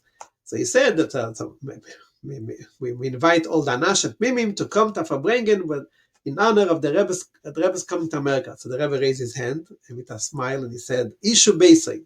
So he thought the Rebbe meant that he should invite men and women to come to Farbrengen. So he said again, Allah invited. So the Rebbe was very laughing, and finally Yale told him that it meant. So he stood up again, and he said that the Allah invited the Rebbe and the Rebbe's and Ishu Beisai came to America. It was a big. So we right away saw there's a huge kirov, and then the Rebbe gave an answer every year. But the Rebbe, to speak officially about that, he didn't speak about it. Tov Tes, it was again Shabbos, Chav Chasivim, and then the Rebbe spoke about it. And the Rebbe started the Farbrengen with that. And the Rebbe said that since it's already 3 years, and it was already many have done this, celebrated this day of Chav Chasivim, and we saw good titzos. And the Rebbe said it'll be a hemshech, a big hemshech from those titzos. So therefore, the Rebbe said, "Tzimash Gochapotis be sought that it was accepted and it was done and it was good titzos." So the Rebbe is going to speak about it. The Rebbe started all Farbrengen on this. And one of the nekudas the Rebbe spoke about Chav Chasivim is the nekuda that we spoke about just now, about this whole idea of what the Rebbe wanted from Chassidim, what the Rebbe meant in the Sichos Kodesh, what the Rebbe meant in the Old Shvi. The Rebbe spoke about what is Chav Chasivim, Koyach Chav Sivim. The word Chav Ches is Koyach. What is the Koyach? What is the strength of Sivim? What is Sivim? Sivim is Kabbalah Satera. The Eibishter gives the Torah to Eden. And what is Tammuz? Tammuz is the Avedas HaTachton, when the Eden start to work with the Torah. So Chav Ches Sivim is the day that ends of the Koyach that Sivim gives you to start your work. So Sivim is Milamayla Lamata, the Eibishter gave you the Torah, and Tammuz you start to working Milamata Lamayla. You start to do something with the Torah. And the Rebbe said, but the Rebbe everything is so Vashgocha is the Chav Tes Sivim is the day when the Shluchim, the Meraglim, were sent to check out Israel. So the Rebbe started a whole sicha about the Meraglim, because this was Shabbos Parsha Shlach. The Rebbe said the sicha, the famous question, Shlach lechol ledaitcha. Rashi says Shlach lechol ledaitcha. If you want, send the Meraglim. If you don't want, send. So the Rebbe asked the question. Moshe Rabbeinu was used to, the Eibishter says, everything was commanded. The Eibishter said, if you want, send. If you don't want, doesn't. They go, oh my God. Moshe Rabbeinu should have said, something is not right here. And v'horaye, things didn't go right. So why did he do it? And then the Rebbe said, why Yeshua sent the Meraglim again? If Moshe failed, what is he doing it again? And the Rebbe gave the answer, which is a very, very powerful answer, but they're all kind of the Shvi. The Rebbe said that Moshe Rabbeinu was very, very happy when the Eibishter told him Shlach l'chol hadaitcha, because it was a new Aveda. Till now it was Tzavet b'nei Yisrael, Daber b'nei Yisrael, commandment. The first time the Eibishter says, I want you to choose it. And the Rebbe said, the famous, in the Pirkei Avos we say, that there is a Seir Etzeincha Kirtzeinoi, and Batel Etzeincha Pnei Etzeinoi. So the Rebbe said there is two Avedas. There is Batel Etzeincha, commandment, you have to follow, listen what we tell you. And the Rebbe said, the very dear Aveda is Aseir Etzeincha Kirtzeincha. That you choose it. In Chav Ches Nissan, the sicha, the Rebbe said a similar thing, that we should want Mashiach and ask for Mashiach ad Masai, not because I said Mipnei Atzivui. Right. So it's a The same So, Nekuda. so you're saying basically that Chavches Nissan, Rebbe said things that he already said, Kama Pa'amim. The Rebbe just chose to say it clear. V'meila, it was shocking. No, there was a line that the Rebbe never said. That line, the line that I did everything I can. And it's given lehav v'ladik. Yeah, Als was ich hab getan bis ist der that line he never said, and that I completed my work. Ich habe getan alles was ich kann. Like I'm done. That everything, my mission is complete, and now I need you. What's left is you have to jump in. What you didn't do for 40 years, you have to do now. Because you, Chelek, what you have to do, I can't do for you. You have to do it. So you're saying in the sicha lane is already the Indian of Gimmel Tammuz is already there in that sicha? I mean, to a certain degree, of course.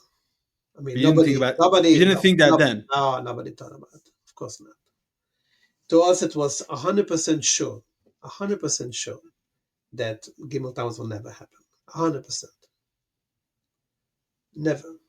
But because the taka didn't happen.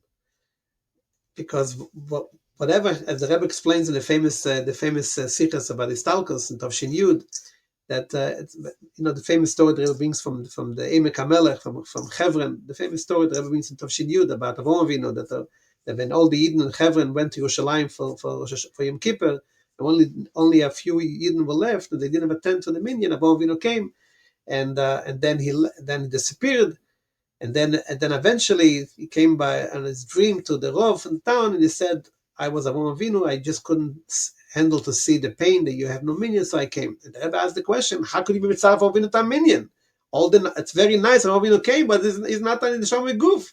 There is a lacha.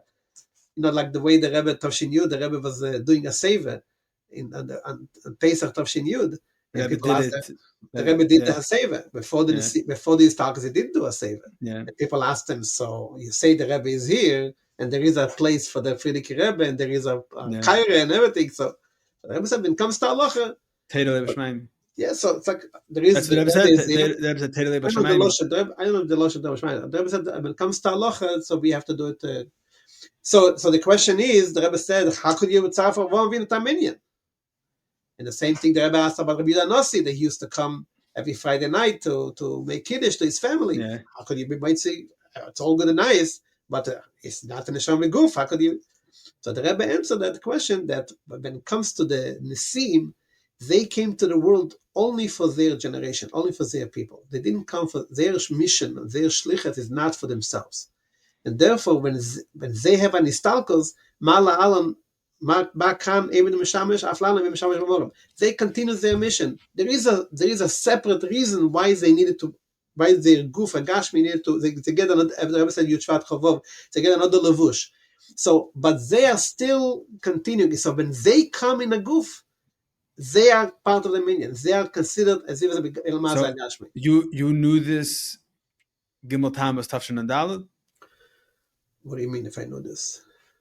What are you telling me now? I'm saying that this is, you knew this right away, or you had Gimmel Tammuz, we were broken to pieces. We were in total shock. And when I was in Alaska and I heard of Gimmel Tammuz, I took my whole family. We were supposed to have a day camp. That next Monday, we were supposed to have a day camp. It was our first day camp from our preschool. We left a note on the door that we left to New York. Sorry. And we took the whole family, went to the airport, Motzei Shabbos. We bought tickets on the spot, and we went the whole family to New York. And we did not know if we will ever come back. We went to New York. We were in total shock, total broken.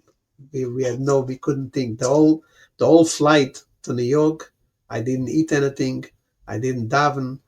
I didn't do anything. I was in total shock. And every airport, we stopped in 2 airports. Every airport, all the screens, all the television screens, CNN were all about the Rebbe, non-stop. There was no WhatsApp in those days, no cell phones. All the screens were about the Rebbe. And I couldn't believe that the sun is shining and that people are eating in the plane. I just couldn't believe that the world is still going on. To us, the world stopped. And I came to New York. They told me, don't go to 770. The Levi is already going to the oil. I went from the airport in a taxi. The entire highway from Kennedy to the oil was blocked. You couldn't move. We were standing like an hour and a half, couldn't move anywhere. It was packed with cars from all Lubavitchers and Jews and from Jews. And finally we made it. We couldn't go with the cars. They wouldn't let any car in. The whole exit to the oil. We had to stop by the main road. We had to walk all the way. And I had a suitcase with me. There were two modern Orthodox bochur who came to the funeral, and they come over to me. They said to me, "I'll schlep the suitcase for you," because they saw I was like schlepping. I had two children. My wife was. We were like ois mention. We didn't sleep the whole night because we were up already from the night before. We didn't know we heard the shmuos already. The rumors were coming. And we were just walking all the way up. I came there. Everything was locked up. You couldn't even go in. We were standing outside. And we were standing there. And I must tell you, there was a very, when I came finally to the oil, when I was standing there, I remember Ershi Spalter standing next to me. We were all with the Sertukas. We all made Kriya. And somehow there was like a little bit of a feeling of the Rebbe's presence that gave us the koyach to hold on. I don't know what it is. And I mean, later it says in Chassidus that the moment when there's talkos, there is the Kol HaMoler She'omar Kol Meichayob, and Take, the Rebbe's name was all over the world at that day. All over the news, we spoke about the Rebbe's work and about the Rebbe and about the Shluchim. And then I came in. There was a line to go in. Everyone passed by the oil, and then there are two options. You could have one option to go behind the oil and sit there, or go outside. So I went behind the oil, and I sat there, and then I stayed there for 7 days. I stayed there. There was no house. There was no tent. There was nothing. We were standing there under the trees. There was other bochur, and there's other people there also. Yeah, there was a bunch of bochur and people, and in the night there was the whole night people came. First, I was sitting somewhere next to the oil, but then I was already 3 a.m, and people came, modern Orthodox people and 5 people, and it didn't look good. So I moved backwards. Nobody should see us. The people don't understand what are you laying here. Anyway, so we were going back. We went back, and we were staying there. And I remember the next morning after the stalkers, someone came with a copy of the Rebbe's letter from Tavshin Yud, that it's only an Nisoyin, and that's only Nisoyin, and the Rebbe is really with us, and not to be nispol. And I remember this gave us a lot of chizuk. And you guys were talking to each other? The next day we started talking to each other, yeah. And we were sitting there like groups, and we were there the whole week, sitting there. And so we didn't know what, but as we sat there next to the oil, we got the strength back. And Shabbos, I went back to New York, to Crown Heights, and there was a forbidden of all the shluchim on Shabbos. And the some people stayed by the oil for Shabbos. So yeah, some people stayed by Shabbos. I was supposed to stay by the Shabbos there, but there was pressure on me that I should go back after 7 days being there. And so I went back, and I was there, and the Elter Shluchim were talking, and I remember my Shver saying, he said it's Yadua by Chassidim that the Elter Chassidim had a hard time after his talkas to move on to the next Rebbe. So he said, we, the Elter Shluchim, we went to Merkez to sit Shiva. The Bochum, the young Yigalite, were staying at the oil. So we made a mistake. We have to go to the oil. And that's when he understood. He switched. That it took him a week to understand that he has to go to the oil. That's the place to go. That's where the Rebbe is. And then we went back, and we had a big event for a tribute for the Rebbe and so on. And that gave us the keiches continue. But this was, we were sure that will never happen. You have to understand, anybody who saw the Rebbe, anybody who had the Sichos to see the Rebbe, and I saw the Rebbe the first time when I was 11 years old. Anybody who saw the Rebbe, you saw a presence that you knew that this is not human. You knew that what you're seeing is non-human. And everybody, like when I was a little kid and I came the first time to the Rebbe, and my father used to go every year to the Rebbe, and we had the Rebbe's pictures and everything. But when I saw the Rebbe the first time, was Vov Tisha Tov Shalom and Vov, the first time I saw the Rebbe, it's like I was in shock. How old are you? I was 11 years old, but 11. I wasn't probably a typical 11, but I was 11 years old. And I mean, and I come from from Eretz Yisrael, from Bnei Brak, from Ha'ir, Mlei Chacham v'Seforim. When I saw the Rebbe, I was in shock. I couldn't believe it. And the whole month of Tishrei, the Rebbe, like the expression "Lishta'ov beguf the market." The Rebbe, like a vacuum. I was hypnotized to the Rebbe, glued to the Rebbe. You have no idea. I mean, I couldn't, and I was standing right behind the Rebbe. My father had a place in the first line behind the Rebbe. Your father came every year. In the early years he started Chavches, then he started Lamed. He didn't come in the beginning every year, but Can I interrupt you for a second? Yeah. Hold your thoughts. I'm very curious. Your father wasn't born Lubavitcher Chassid, right? He became Hiskashrus, but he seemed to have this like Hiskashrus, but he never even grew up with it. He came from Russia. Because Chassid. Well, in two words to say, my father became a chassid at a very young age, 13 years old. And the reason why he became a chassid, because when he ran away from the Holocaust with his family, the only place they were able to run away to be safe from the Nazis was to Tashkent and Samarkand. And in those cities, in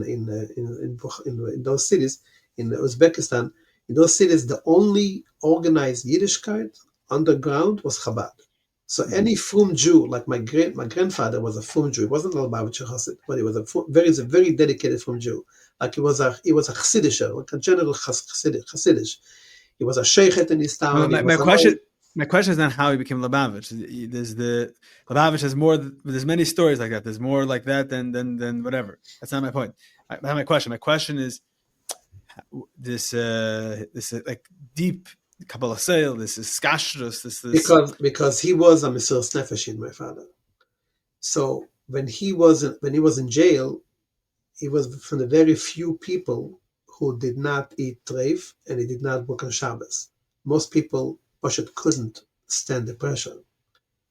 And my father was a Mesiras Nefesh. So when he went to the Rebbe the first time, Tov Shechafches for Tishrei, that Tishrei, the Rebbe said that all the Russian Jews should stand around him. So my father, you could see the famous picture of Rebbe Leib Lelevsky bringing a balabos to the Rebbe. This picture, it's it's like a New York Times picture. There are 3 pictures there. And each one of those pictures is like a painting. It's such an unusual picture. And you see my father is standing between Ben Shem Tov and Mendel Futterfass. And he's standing literally one foot away from the Rebbe, like literally one person away from the Rebbe. And you could see how he's watching the Rebbe, like he became glued to the Rebbe. So you could see that he's a Mesiras Nefesh, and the first time he saw the Rebbe, he became a Mekusher like fire.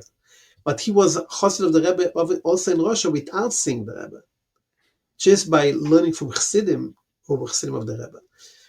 He had Rabbi Yonah was his mashpia, and other people, right all the way there in Tashkent, in Nissan, of all those Chassidim. He was a kid who grew up on there. He was, when the Rebbe is saying the sichas that the Filik Rebbe's Talmidim at Peres. My father is one of those Peres, because he was not a Lubavitcher. In Tov Shin, the Filik Rebbe was already in America. And he grew up raised by Chassidim with the Filik Rebbe, Chassidim the Rebbe Rashab. And it was a Baal Mesiras Nefesh, the Tachlis. I always say about him that he is a Yid, that the Yechida was Begila by him. So because when you go through 8 years in jail, and you go through my father went through, you're a Yechida Yid. So Elamaza didn't speak to him at all. It didn't Okay. mean anything to him. So he wasn't expelled from anything anymore. Okay, So so when let's he go saw back. the Rebbe, he saw the truth. So let's go back to Tav Shalom Advav. Yeah, literally, I was literally taken by the Rebbe's presence. Like I became a chassid. The Rebbe made me a chassid that second when I saw him the first time. I remember we came to New York, was 4th Tishrei, and I was lucky that my uncle Itzhak Hazan was a bochur in 770, the Shliach in Rome, Italy. The Nebuch now lost his son, and he created the whole empire of Shlichus in Rome, and he had made a kiruv from the Rebbe. So anyway, when I came to New York, I was an 11-year-old kid, and he was my uncle, bochur in 770, and he came to the airport to pick us up. And he brought us to 770. And the first memory for 770 was all the bochum standing outside. It's green, the grass, beautiful grass outside. And I asked, where's the Rebbe? I said, the Rebbe went home. I was so disappointed. The Rebbe went home after Mincha. The Rebbe used to go home after Mincha for a lunch with the Rebbetzin. And they said, don't worry, the Rebbe is coming back. The Rebbe went twice, by lunch and by supper? No, the Rebbe used to go only by lunch. And then at night, he used to go very late at night, like, So 10 the o'clock Rebbe didn't at go night. home. The Rebbe didn't go home like supper. No, not such a thing. Only the Rebbe used to come home. So in the summer, the Rebbe used to go home at 12 o'clock at night. In the winter, the Rebbe used to go home after Ma'ariv, about like 10 o'clock or something like that. But the Rebbe used to go in middle of the day in the summer for lunch after Mincha. A little bit after Mincha sometimes, 5 o'clock, depends on the times. But the Rebbe used to go once a day, will go back home and come back to 770. So that Rav Tisha, they went home after Mincha, and we came, and the Rebbe came back like an hour later. And at those days, the Rebbe used to come from 7 to 770.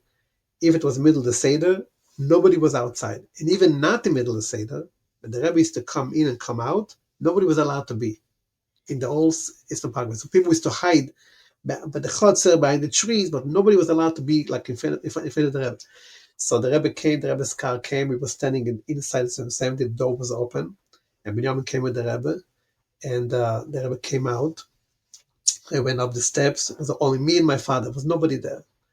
And as the Rebbe came in, the Rebbe took out money from his pocket. The Rebbe, the Rebbe stood so strong, before the heart attack. The Rebbe looked like mamish, like a king. The way he walked, it was unbelievable. And he the Rebbe had strong movements. He took out, he moved the sirtuk. He took out money from his pocket and he gave it to me in my hand, and I felt the Rebbe's finger, gave it to me strong. And he waited for me to give it to tzedakah, and then he said a dank, thank you. And every day the Rebbe would give me tzedakah and say to me, thank you. The Rebbe would say to you, thank you? Yeah, every day. As if the Rebbe would say thank you to every kid that he told them to give money to tzedakah, because that was a Seder then? That was a Seder. The Rebbe Kilo thanked you for doing for him the Shlichus of the mitzvah to give tzedakah. So he would say by dollars you see the kids telling the Rebbe a dank. No. This was before. I mean, when I was a bochur already, you're right. When I was a bochur, when I came to 770, the Rebbe gave tzedakah to everyone. The Rebbe never said anything. But when I was a kid, the Rebbe said a dank every time he gave us tzedakah. And that Tishrei, I became the Brems. And of course, the highlight was the Yechidus. Of course, the Yechidus was the highlight because typically the Yechidus, most times when a father came with a son, they will first speak to the parent and then speak to the children. That was the typical, but there were exceptions, several exceptions, and I was one of the exceptions. When we went into the Yechidus, so first we were in the beginning of the Yechidus, because the Yechidus to be starting from 8 p.m. and go all the way till 5 in the morning. They would have Yechidus. When you hear that the Rebbe would have Yechidus till 5 a.m., I think it was usually like Tishrei time when there's so many people, right? I think that was typical, even every Yechidus, whenever there was Yechidus, it was till 5 a.m. Yeah, okay. 4 a.m., 5 a.m. Because we talk about in the Lameds already, there was so many people want to go in Yechidus. So no matter when it was packed. No matter when it was. Maybe in the youth there was short Yechidus night, but in the Lameds there was not such a thing. And that Tishrei, when I was there with the Rebbe, there was night after night after night, all week the Rebbe night Yechidus. From all week. You had to stay, if you wanted Yechidus, you had to stay until your appointment. Right. we stayed till Rosh Chodesh Cheshvan, but not because of that. My Yechidus was Chafei Tishrei. My father made the ticket longer. So the Yechidus was, of course, the highlights. But the entire Tishrei, I mean, I could sit here all night to describe that Tishrei. What happened by Yechidus? When I went to Yechidus, so we went in. So first we went in the beginning, because I was a little child, so they gave me the Yechidus to be in the beginning. When we're standing in our line, and all of a sudden Rabbi Gona came up to say that a person who was supposed to be in Yechidus, and not Lubavitcher, didn't make it yet. And if it's okay with us to go in early. So my father said, sure. My father was jumping always. So some people are not ready yet. I didn't say, because Yechidus day, you would go to the mikveh, you would fast all day. Even as a child, I fasted and I put new clothes and everything. Yechidus was like you prepared like the way a chosen prepares to his chuppah day. That's how we prepared for Yechidus. All day fasting and saying Tillim and davening and going to the mikveh again before the Yechidus by night. The mikveh is to be open. Everyone should be able to go to Yechidus, the mikveh before Yechidus. And I could tell you, when we went in, I was so afraid. There was such a pachad. The Rebbe's demeanor, the Rebbe's face, the Rebbe's eyes was such matil ema. There was such a pachad. I was just shaking the Yechidus. Till the Rebbe didn't start talking to me and I calmed down. I was like, and also... Bechlal, that was, when you looked at the Rebbe, that was like a feeling? Always. Pachad? Whenever the Rebbe was in public, if it's Farbringen or it was Tfilis, when they used to say the Rebbe gate, there was an announcement, the Rebbe gate, there was a pachad in the whole room. There was could you describe this a little bit? But the Rebbe's presence, it was like I said, it's not, when you saw the Rebbe, you didn't see a physical person. There was like a shine, like a light that came with him, like a awe that came with him, like a real pachad. It was a real feeling of Elikus that wasn't stam. It was like, therefore, no picture and no video could do justice to it, because that's a real thing. When you saw the real thing, it's like standing by Bahar Sinai here in Aseret Dibras. It's the real thing. It's not a video.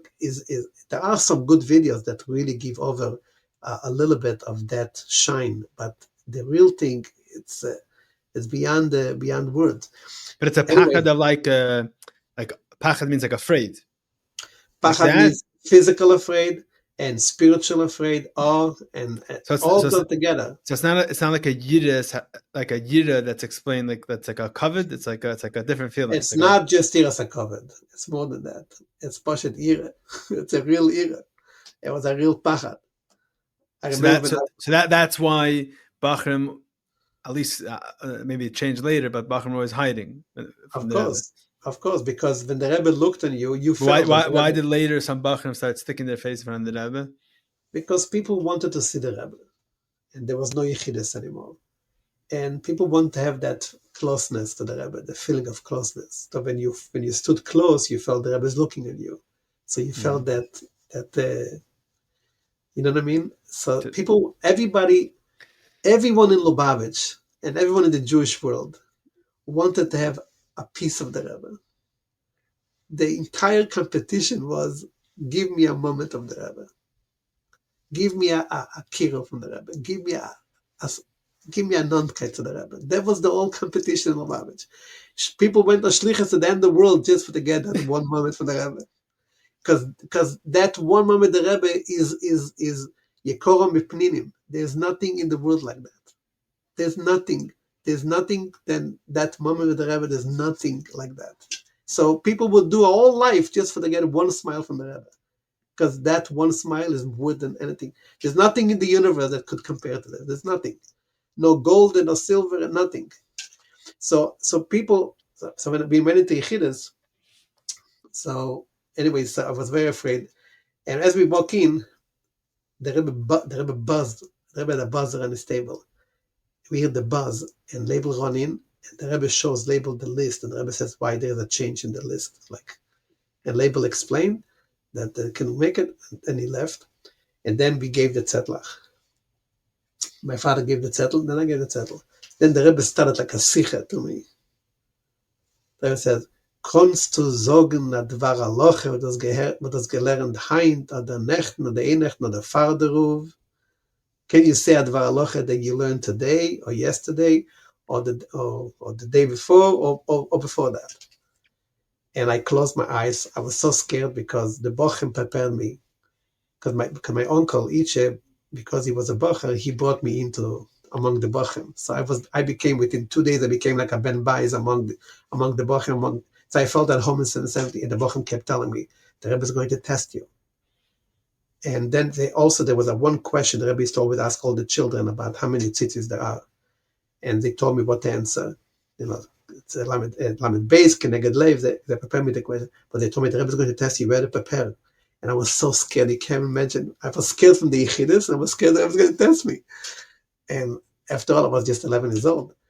Anyway, I went in, and so the Rebbe said that I closed my eyes, and I just thought what I'm going to say to the Rebbe. And just came to my mind a Mishnah in Maseches Makas. At the time in my cheder, we learned two Gemaras, one Ligirsa, one Liyuna. So Makas, we learned You were in a Lubavitch cheder? No. A Lubavitch cheder. We had a very small Lubavitch cheder. We learned two Gemaras. So I said to the Rebbe, Mishnah in Makas was about Eilu Laking, about if someone kills somebody, what is his Anash? And if he kills b'shegeg, goes to Golus. If he kills b'mezid, that's misa, whatever. Let's put the Mishnah we learned. And the Rebbe started to ask questions. And one of the questions I remember, the Rebbe said, "Wie wird sein der din in New York? How would be the do in New York if someone will kill somebody? What was it?" So that's the Rebbe. There is no bezin, so there is no Golus, and there is no Anish. There's no Ir Miklat. And then the Rebbe asked me one other question. I didn't understand what the Rebbe was asking. And the Rebbe repeated it again. I didn't understand. And the Rebbe moved on. And then the Rebbe said to me, the first thing the Rebbe said, "Was is dein Namen?" Even though it said in the zettel. I think the Rebbe saw I was so nervous. So I said, Yosef Yitzchak. Then the Rebbe said, "Wie viel is dein Yemei Bereishis?" And I didn't understand what the Rebbe asked, because wie viel dein Yemei Bereishis, what does that mean? Like how old you are? Yeah, but I didn't understand that. So my father explained. So I said, I'm 11. Then the Rebbe said, "When is the Yemei Bereishis?" So I said to the Rebbe, "Ches Tishrei." This was 3 weeks after. So the Rebbe said, "Hast du gegeben tzedakah dem Tag?" And you gave tzedakah? And I didn't remember. So I was silent. In a second passed, the Rebbe says, "Doch gewen Shabbos." So you couldn't give tzedakah, even if you wanted it. And I was like, oh my God, thank God I didn't say anything. So the Rebbe said, "It's like Shabbos. Hast du gegeben tzedakah for them, Erev Shabbos?" I didn't remember. So my father said to the Rebbe, "Et doch gewen do." My father meant to say that I used to get from the Rebbe tzedakah every day. So probably I got that day also. So the Rebbe laughed. He didn't smile. He laughed and he said, "Nor in Eretz Yisrael darf man geben tzedakah, in Chutz darf man nicht geben tzedakah." Only in Israel have to give tzedakah, in Chutz you don't have to give tzedakah. The Rebbe laughed b'koil. B'koil, like he was like laughing, And then the Rebbe said, the Rebbe moved on. And then the Rebbe asked the question, "How many tzitzis you have?" And I said, "Let me basically get live." The Rebbe saw that I had a ready answer. And but for some reason, the Rebbe asked every child that question. And then I heard that the Frierdiker Rebbe, I think it was I don't know if this might be wrong, but I think Zev Katz, the Frierdiker Rebbe, gave him the sitzis, the kiss. The Frierdiker Rebbe tzitzis, yeah. I don't know. Maybe it's connected. It could be connected. There is also something in that famous chizoyin where the Rebbe Rashav spoke about the tzitzis. There is something about tzitzis. Which chizoyin? The chizoyin when the Frierdiker Rebbe told the Rebbe that he had a chizoyin label. Yeah, so there is a line. There is a line there about the tzitzis. Whatever. It's interesting. There is something about tzitzis. Mm-hmm. The tzitzis helps you, protects you from all kinds of all kinds of CNS and so on. Mm-hmm. So anyway, so there is something about the tzitzis. Anyway, so then the Rebbe said, the Rebbe told me, the Rebbe said to me, the Rebbe gave me $1, one to give here. No, the Rebbe asked me another question. The Rebbe said to me, "Do you say Tilim? Do you say Tilim?" That's it. Zogst to Tilim? So I was the head of the Chevas Tilim in our Shabbos in our shul. Because my father was running it, but I was running it under my father. So to me, it was like a question. The Rebbe is asking me if I say Tilim. So I said, sure. So the Rebbe said, Jeden Tag. Like means the Shir Tilim every day. It's a whole different story. I would say Tilim like Shabbos. In the Shabbos Tilim, I would say Tilim, in the Sibbe Shabbos. But the Rebbe said, Dr. Tilim Jeden Tag. So I already said sure, so I didn't know what to say. So the Rebbe said, they are fine. So you started. Yeah, of course. So I said, they are fine. So then the Rebbe gave me $1 to give him dough and $1 to give me Atzisol. And then the Rebbe gave a long brocha, gave me Chayil Choil, and the rest I didn't remember. It was a long brocha. The questions I remember, but the rest of the brocha. And then the Rebbe started speaking to my father for a very long time. We were a long time inside. There was one question that the one thing my Rebbe said to my father didn't understand. I explained to my father what the Rebbe said. It was like I had a relative who didn't have parnasa. My father asked a bochur for him. So the Rebbe said, schreibt mir as mlachtem lecha shamayim. He writes to me that mlach mashmayim means he was a teacher. And my father didn't understand. The Rebbe said again and again. So I said to my father, the Rebbe said that he was a teacher. So like a few little things there. The Rebbe looked at you when you said... Yeah, and when the Rebbe finished talking to me, I was trying to look the Rebbe's room. You know, I was a kid. There was a curiosity. And as soon as I tried to move my eyes, the Rebbe had his eyes on me, and he locked me up. And I didn't remember nothing from the Rebbe's room, only the Rebbe's eyes, nothing. Barely maybe the table. That's it. When I came in after Gimmel Tammuz, I didn't recognize the room. I never remember the whole room. I only saw the I Rebbe's heard this eyes. from Kama Vakama. That's the same thing, that they came in after Gimmel Tammuz the first time they saw the room. I was there for a very long time. I couldn't even move my eyes. I heard this even from somebody, but he was involved medically after Chavzayin Adar, and he told me the same thing, that today he sees things in the Rebbe's room that he didn't notice, and he spent hours there. Really? Wow. Yeah. Yeah, it's a. I mean, even a simple thing like 770, when the Rebbe was in 770, or now when the Rebbe is not there. And I never understood what is it until I saw the Rebbe Tzanchana's Yaman. I remember 770 when the Rebbe was there. It looked huge. Mm-hmm. I come in after Gimmel Tammuz. It looks so small. And I couldn't understand what is this. And the Rebbe Tzanchana writes in her Yaman, when the Rebbe comes into her apartment, the 10 minutes the Rebbe is in the apartment looks so big. Because the Rebbe's presence, it was like a air, a gilui air. The Rebbe used to come in, and everything looked like wow. Everything the Rebbe touched was wow. Everything, I'll never forget when the Rebbe sent the keys to Yankel Hecht. That moment, that's in Chassidus, the Rebbe sent the keys. The whole 770 was like glued to that second to the Rebbe. Because the Rebbe did something which he never did. None of us ever saw it. And the way he did it, what we saw from the Rebbe's face coming that second, was like, anybody who was there was like glue. Like you saw something unusual. I still remember the Rebbe's face and how the Rebbe does like this. And he sends it to him. And I still remember the Rebbe's hand and the Rebbe's face and the Rebbe's lips when he did it. It was like, because it's a gilui lekuz. It's not stam. So when you see that, you're like, you stand like in shock. And when the Rebbe smiled, the entire, like for example, when the Rebbe used to say a story in Bafabrengen, yeah, the whole 770 would drop silent. How do we know that the Rebbe is saying a story? Usually before a story, the Rebbe starts smiling. There's a little smile on his face. The Rebbe stopped his sicha. It's something you see about the Rebbe a lot, that the Rebbe laughs at the thing or smiles before he says it. Yeah. Right.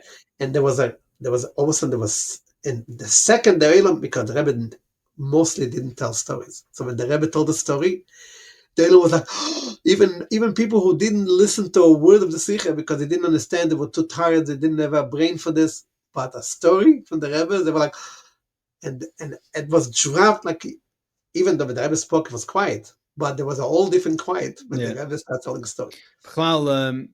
Back to the Pachad, whatever. In the early years, you listen to Fabringens.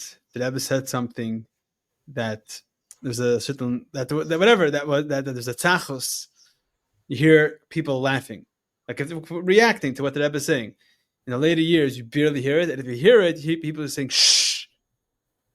But still, when The there was mood something, changed. right, but still when there was something really, really unique, even in our years. I mean, not as much as earlier, but still, the Elam was like there was all of a sudden there was a chatter in the Elam, like everyone was like Yeah. talking to each other, like people would talk about what happened now. Like it took a moment till everything quiet down because it was like, wow, especially between the sichas, not in the middle of a sicha, it would be totally silent. But in between the sichas, if there was something like that, that the Rebbe would say something loud. I mean, I remember, for example, when Rabbi Glasman's father came to 770, and he decided, close to the end of the nigun, he decided to sing a new nigun, his nigun, and the Elam didn't know his nigun, and the Elam was like trying to, and the Rebbe said, "Help the Maruis." And then the Rebbe looked down and it said Chassidus, because he realized that nobody is singing. He quiet down. There was Chassidus. So those moments when this happened in the middle of the sichas, between the sichas, people would chat with each other. Like you can hear it on the recording. The Rebbe says they start singing. I think he was singing Mi'ami Admura, like, right. but maybe he didn't sing it with the right tune or something. So then the Right. Elam started singing it. The Rebbe says nit mit Eiernigen. That's like nit mit Eiernigen, Zeinnigen. That's like half my race. Nit mit Eiernigen, Zeinnigen. Yeah. But anyway, so going back to this to the Yechidus, so this was the highlight. But the entire Tishrei, the Rebbe was mekarav me in such an amazing way. Like for example, I was a little kid, but for some reason there was only you have to understand there were only 6-7 kids from Israel that Tishrei Lamedvov. 7 kids and the American kids, the Karnaitzers, didn't come middle of the week to 770. They had Cheder. So we were sitting in 770 all day long. We had nothing else to do. You didn't go to Cheder? No, of course not. I came to the Rebbe. So I was sitting in 770. So I saw the Rebbe coming and going non-stop all the time. I remember, I'll give you a little things that, Marshall, one day I was standing in Chalamoid, I was standing in the Zal upstairs. And my uncle, with the bochur, was not, Chalamoid is not Sdorim Chalamoid. So they were sitting and chatting on the Rebbe's table, the table where the Rebbe used to sit, the bochur used to sit there. The Zal, yeah. The Zal upstairs. So they were chatting, and I was standing by the edge of the table near the door, and I'm just listening to their jokes and whatever. And all of a sudden, I feel somebody's looking at me. So I turn around, I see the Rebbe is giving tzedakah, and he's like looking in to see what the bochur was doing. So I said to everyone, the Rebbe is here. And everyone jumped up, and the Rebbe heard me say the Rebbe is the Rebbe, he moved out like as fast as he can, and like he disappeared. You know what I mean? So it's like such moments when you have with the Rebbe. It's like, you know what I mean? It's like you become like within days you. So when you went back to Eretz Yisrael, you're the only one that experienced the Rebbe amongst your friends. Amongst my friends, yeah. Actually, in my city, my hometown in Bnei Brak, there was never a child who traveled to the Rebbe before me. I was the first child my age. Your father didn't bring you. So you're not the oldest. I'm not the oldest, but before me, he never brought children to the Rebbe. I was the first child he brought to the Rebbe, and the people in my shul, the elderly people, couldn't even understand that. First, it was very expensive in those days, and they couldn't figure out where my father gets the money to take, not only to travel himself, but to take even a child. But then they would tell me when I came back, the older people told me, what did you understand there? What did you hear there? Like, they couldn't understand. Why did your father took you? You're a little kid. To the Rebbe, Chassidus to go to the Rebbe. What a little kid going to the Rebbe. And I remember how my friends, I had only a very small group, my friend Moti Laufer, the one who wrote Yemei Melech, and my friend is Orlando from the Shliach in Toronto. I would like give over to them, and we would even imitate how it looks. The Rebbe would make a table with a stand there with a beamer.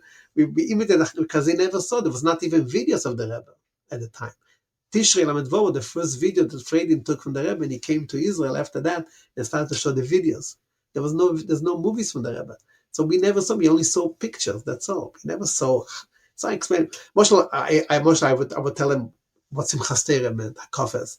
I was sitting under the Rebbe's table when the Rebbe came to stand his Hakafah, and how the Rebbe took the children so seriously.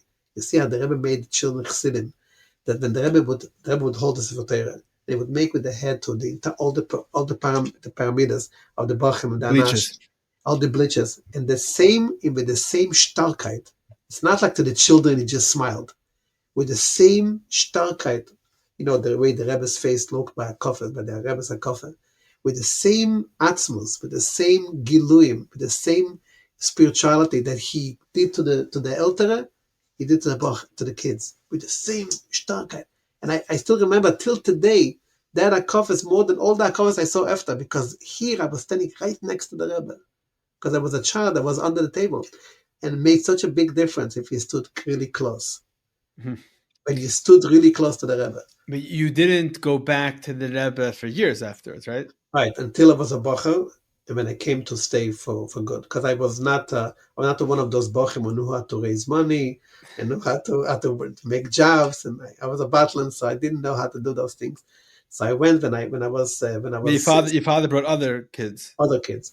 And when I was 16 and a half, that's when I went to New York. But that itself was unusual, to go 16 to learn in New York, no? Well, yes. But my older brother, my brother Naftali did it, and my brother Yisroel did it. So I followed their footsteps. At 16. And, yeah. This came from your father? Your father wanted my father encouraged that, and we all wanted it, and it was our dream. My uncle Itche Chazan, my father went to Moshe Yoslavsky, who had a gmach, and he told Moshe Yoslavsky that he's going to be the guarantor, that he will give back the money, and my father sent them to the Rebbe in Tafshin Chavches and Chavtes. Or your father raised the Shechazan? He didn't raise him, but he was the Lubavitcher uncle in the family. So he was the influence.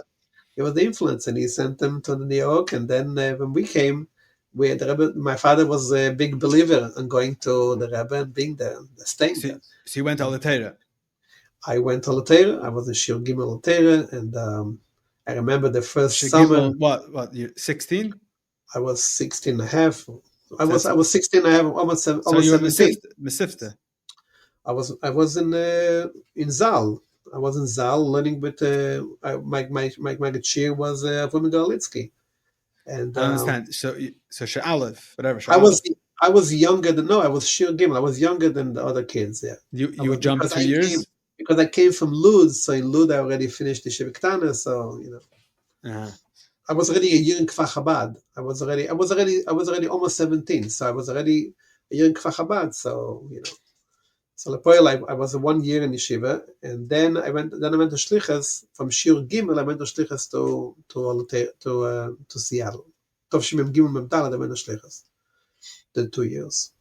And then when you came back, Memhei, you already bochur 70. Yeah. I was 20. I was already beginning 20, 1920. Yeah. And Memhei, everything shifted because the seforim. Then I'm saying that. Well. Yeah, but before the seforim, there was a good portion of Tovshim Memhei, which was an amazing year, and Tovshim Memhei was still the Farbrengens and the Rebbe's, the Minner, and the whole Holech and Semti was still like in the Mems and the Lamets, and it changed with the court case. What do you mean? Many things have changed later. It was still like.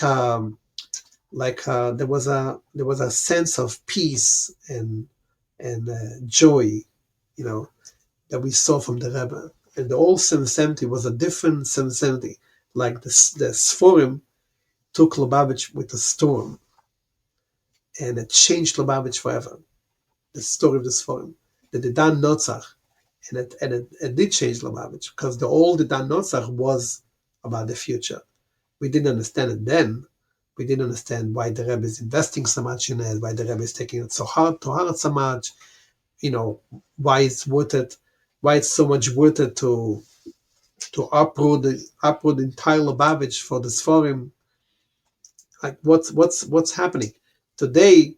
Years later, when we listen to the sichas and we see what the reaction at that time, we just felt that there is a fight, there is a kitrug against the Rebbe, there is a opposition to the Rebbe, which is klippe, opposition kedusha, and we have to fight it and we have to win it, and we won.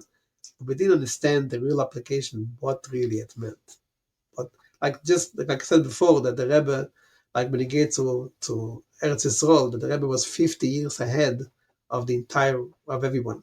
Even with the seforim, the Rebbe was way ahead every one of us. We didn't understand what's behind it. It's like you see now how the Rebbe's moves, every move the Rebbe, like I said the story about this Jew in Alaska, that the Rebbe sees 50 years ahead what's going to be with him and what's going to play out. We little people don't see it. So when the Rebbe says Moshiach is coming today, and the Rebbe means that now he's planting the seeds for the coming Mashiach, and it's going to come. This is the process to bring Mashiach. So you're saying in Memhe, so before Memhe, you're saying the kitrug, like the cheshach, brought out like a yisr in ha'er, not just for then, but for Right. In other words, the kitrug happened because of the preparation for the future. That itself it needed the Eibishter B'Sabak given the Sibbis. It needed to happen. Because it doesn't make any sense why it happened then. It doesn't make. From a logical point of view, the nephew should have come and demand the books in the youths. Tafshin Yud. When he had the balabatim on his side, the balabatim from the yeshiva. It came out of left field. Okay, 25 years later, you come asking for it? What happened? But the Eibishter was Mesav Vasibes. It needed to happen. There is a famous mimer from the Rebbe from Boston Ikani Tovshin Memalev, where the Rebbe speaks about the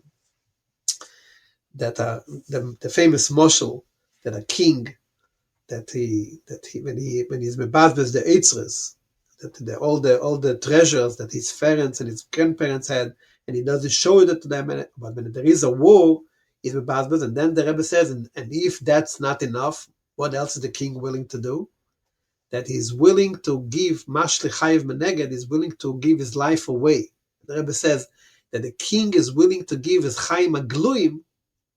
Why? Because what is the real chayim of the king? What is the real life of the king? What is the real rotzen of the king? Is shema l'retzene, that his will, his mission should be fulfilled. So the king is willing to go to war in order to win the war, even if he gives away his chayim agluim, in order that should be his chayim amitim, his real rotzen should be in his chayim. So when you listen to that maimer, you mamish hear from the Rebbe what's going to be in Gimmel Tammuz. The Rebbe says clearly that the king is willing to go all the way and give away his chayim agluim in order that his will should be in his chayim. And you could see the poel. The Rebbe was begging people to go on Shlichus, was saying sichas after sichas after sichas. And when really was the Pritzas Derech, when was really the real story of Shlichus began? That's what I said before about the Rebbe said Sivan, that when the Rebbe says Sivan to Memtes, that what is the ultimate Aveda, Yishlach lechol edaitcho b'koyach atzmai, when you do it because you want to do it. And the Rebbe said then Sivan, that Moshe Rabbeinu said that it's such a tayre zach that people should have the ability to choose, that even if you make a mistake, it's worth it. Even if the Meraglim will mess up, it's still worth it. Because the Maile from Mekoyach Atzmai, nobody could do it for you. Only if you could do it. So the Rebbe said that the ultimate Deira Shvi is Bekoyach Atzmai. That we, Milmata Lamailo, that we choose to do it. So the Rebbe gave us a new Chavchesim Memtez. The Rebbe is like starting a new Aveda. And what is the new Aveda? And the Rebbe said in the Bregan, that when it started, when is the true Bekoyach Atzmai started? Only when Pnei Moshe were not there. Only by Yeshua. So I'm going to say that, because I'm thinking to the way you're describing what it means to be in the Deher, we always write, in the Rebbe's presence. It's like a language you always use, in the Rebbe's presence. And for me, I mean, I wish, I mean, I saw the Rebbe and the Iyas Tzaddik Peil Shli Shakach La'ad, etc. But I wish that I can have efes kutseyu shemitz minu of that feeling.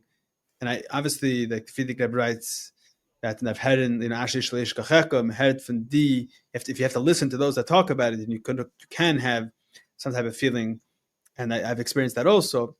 But you're saying something deeper, I think, that in order to bring Mashiach, in order to memal the Shlichus of the Rebbe and Der Ashvi, it's not going to be in such a matzav now, like you're saying over.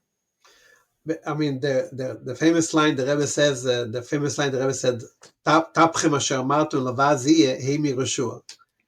That this is the nekudev as tapchem asher martu lavazie, that everyone thought after Gimmel Tammuz, it's over. Well, what's going to be? And it's a true opposite. The Dafke. I still remember the interview that Chaim Potak had on CNN. In Gimel. Right in the Dalit, right? It was right before Gimmel Tammuz. And the interviewer was also a Jew. I forgot his name. A famous Ted Koppel. Ted Koppel, that's right. No, it was Nightline. Ted Koppel. Yeah, Nightline. And Ted Koppel is asking Chaim Potak, "What's unique about the Rebbe?"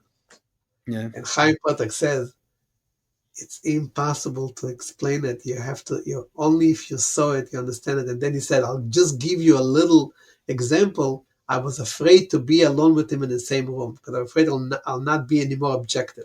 Yeah. He didn't want to go on Yechidus. Yeah. And when you see the video from Chaim Potak's Verbringen, from top of the Gimmel, you see how, when the Rebbe speaks about him, how he takes his eyes. Yeah, the Rebbe tells me as he used his influence of writing for Kedusha, yes. And he had like a shtickle berdel, so he's stroking his beard, he's getting all nervous. Yeah. And there is a Verbringen before that, a year's field before that, when he came to the Rebbe the first time, and the Rebbe said, and he says to the Rebbe, "I learned in the yeshiva." He felt the need to tell the Rebbe, "I learned in the yeshiva." He was a Reform rabbi, but he tells the Rebbe, "I learned in the yeshiva." You could see that he was nisayrer there in such an amazing way in the Rebbe's presence that later, by the second time he came to the Fabrik, he didn't want to come over to say L'chaim. And to Yechidus he was afraid to go because he'll lose his objectivity. He felt the Rebbe's koyach, and he tells that couple in Tavshin and Dalet, he says that if you didn't see it, I can't explain it. But I could tell you I was afraid to be with him in the same room because I will not be objective anymore. That he felt the koyach of the Rebbe, and he was a yeshiva kid. He was a so why are you mentioning this? That to what extent the Rebbe's koyach is, to what extent that even a Reform Jew and a writer, Reform rabbi, who wrote books and everything, when he was in the Rebbe's presence, he felt it. So what do you say? What are you saying for after Gimmel Tammuz? It means to say that the true koyach atzmai could not be fulfilled when Pnei Moshe were there, because it was such a koyach that affected everyone. So when you went to Shlichus, you went because the Rebbe wanted to go, not because you really understood what it is it's all about. But the Rebbe was saying that the ultimate of Der Shvi must be koyach atzmai, that we should want to do it, that we should choose that. The Rebbe wanted to see a generation of Chassidim who choose the Rebbe, who choose Shlichus, who choose the Lodi Chassidus, who choose the Likud. And I think you see it. It's still happening now because Gimmel Tammuz happened, right? But I'm saying just right now, Rabbi Shalom Ber Lipsker passed away just now. Saying you see people. There's like a certain. I told a few people that I was speaking to that there's a certain like changing of the guard. You ever saw the changing of the guard in the palace? I didn't see it in England. I saw it in Canada. They come in, the old group leaves, and the new group is there right away. So,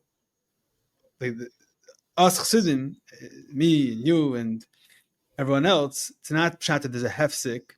It's a direct hemshich.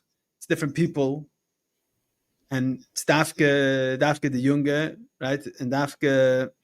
No, but there is another nekuda here, that the Rebbe is here now stronger than before, even though that we don't see the Rebbe's presence. So that's what I was going to ask you, because at the end of the day, you can say, okay, fine, it's a tifere aveda, it's deeper, it's breiter, right? The Rebbe says, but you see, but there's a Chalishus because then the whole 90%, 80% of Lubavitch was hanging on to this, and now you could go there, you could go there, you could be here, you could be inted, you cannot be inted. So it's a sach shverer. So It is, from one hand, it seems harder. It seems harder, but in truth, it's much more easier than even was before Gimmel Tammuz. why? That's in truth, Why? because we see bepoil that it's like whenever the Eibishter takes one thing away, he gives another thing. Whenever the Rebbe takes one thing away, he gives something else. Like we see it about blind people, that they have a very special chush in hearing things and smelling things. Because we don't see the Rebbe physically, the Poel Mamish, the Rebbe's presence is much more begilui in us, in a way that if we only choose to do the right thing, you get such brochas and such push from the Rebbe that you never saw it before Gimmel Tammuz. So, for example, I always give the example about my daughter going with Shlichus to Zambia. That typical shluchim, as they come to a place, it takes them 10 years, 20 years to have a building. She came to Shlichus of Zambia, she already had a balabos waiting for her, giving her a house, and want to give her a whole campus.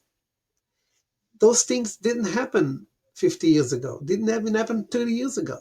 Such things didn't happen. The same thing happened now in Fairbanks, with the Shliach who went to Fairbanks. That a balabos bought him a building before he even set foot in Fairbanks. Those things didn't happen now times.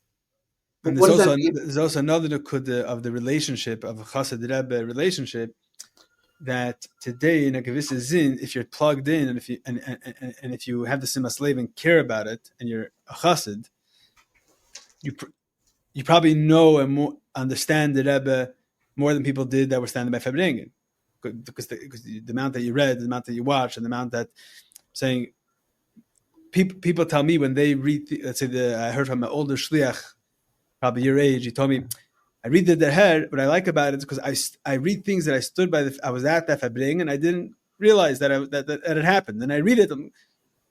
So I'm learning what happened when I'm learning about what I saw. So obviously,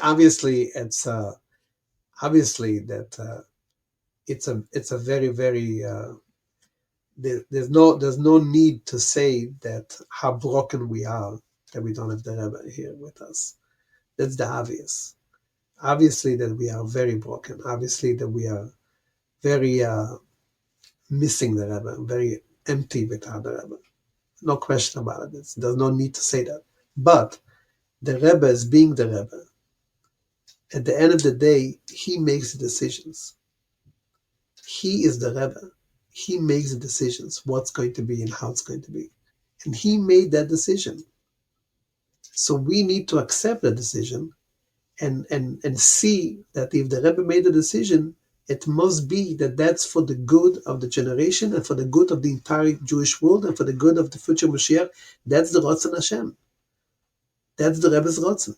That's the Rebbe's Shlichus. If the Rebbe says in a Maimer that the Melech is going to be Mashle Chayiv Beneged, the Rebbe says like maybe 7 or 8 times in the Maimer, repeats it, that he gives away the Chaim Agluim for that she's Chaim Ritzeinei.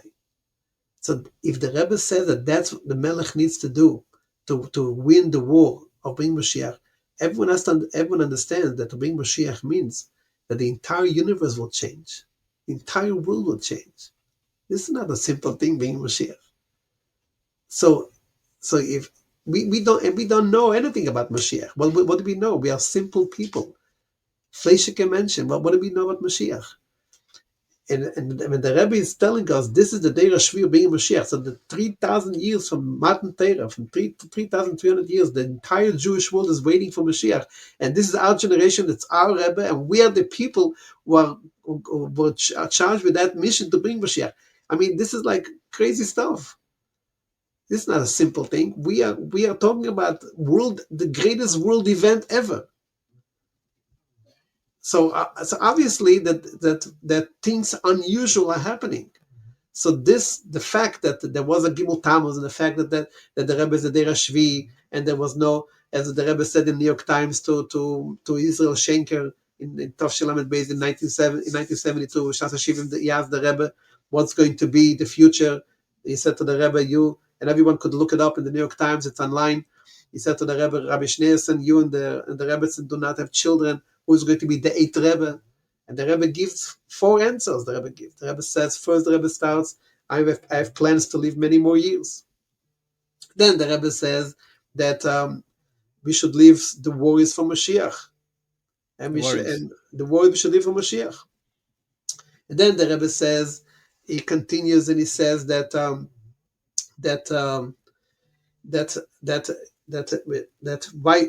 why should we push him off Mashiach for tomorrow? He could come today. And then the Rebbe says there is a great deal of work to be done, more than 120 years of one person. And we are now right after the 120 years of the Rebbe. We're 123. And we see what happened in the last 30 years. You see, the Rebbe said there is a great deal of work. The Rebbe saw this whole plan. The Rebbe needed to have a Shliach in every city, in every pina sheba'olam, and it's finally being fulfilled. The Rebbe said that Chassidus is not a maflega. It's not a party. The Rebbe said the first night the Rebbe said it. Right, it's going to be for all the Yidden. And finally we see that Sai Peilashich Chasidim are learning Chassidus. Finally we see that Litvishe are starting to learn Chassidus. Now we see that everybody's Frei Yidden. I mean, we had a Reform rabbi, my son-in-law, Rabbi Levi Gutterstein, tells me a few years ago he went to a funeral the Reform rabbi had here, and he led the funeral from a printout of Chabad.org. I mean, this is like, we are reaching just 3 years ago. I was doing the Corona, I think, 4 years ago, on Erev Yom Kippur, the night, the day of Yom Kippur, the day before Kol Nidre, Erev Yom Kippur, there was in the Reform Temple here in Anchorage on their Facebook, there was a picture of the Rebbe with a quote from the Rebbe. Yeah. I mean, for the Reform Temple, a picture of the Rebbe, and the temple put it up. Yeah. I mean, this is like things that you couldn't even imagine 30 years ago. If someone tell me 30 years ago that the Reform Temple in Anchorage would have a quote with a picture of the Rebbe on their Facebook, Erev Yom Kippur, the day when they all come to, when the biggest day in the temple, when everyone comes to Kol Nidre, they should have a quote from the Rebbe with a picture of the Rebbe, I would tell you you're crazy, you're out of your mind. It will never happen. So what do you say? First of all, anyone that's listening to our conversation and there's a bochur, I think it's very clear, like the Rebbe says, the mitzvah hadir is to be a Shlichus. The other day is a machazayin to be part of the Rebbe's mission and go on Shlichus. What do you say to many people that were not zeicha yet to be, like we said before, shluchim rasmim, official shluchim? How are they part of the Rebbe's mission of bringing Mashiach? If you're not a shliach, like if you are balabas, you mean? Balabas, yeah, balabas. I mean, I was marking that anyone that's listening to this obviously understands that the mitzvah hadir is in Shlichus, and if they're a bochur or a unmarried girl, it's time to make the achata to do it for the future. I mean, but if you're not, the answer is very simple. The Rebbe created miftzoim for that. The Rebbe created tanken for that. The Rebbe created the entire by the Rebbe. There was never such a concept that if you're not a shliach, you are off. You could do whatever you want. You are out of you are not part of the mission. I mean, it's like when I grew up in Bnei Brak and as a little kid, right, in the Lametz. Every Purim, every Hanukkah, they were going, a bus from Anash, from our shul, would go travel to Machnot Tzava, to the bases of the army, of the military, to bring to read the Megillah to the soldiers, to bring Purim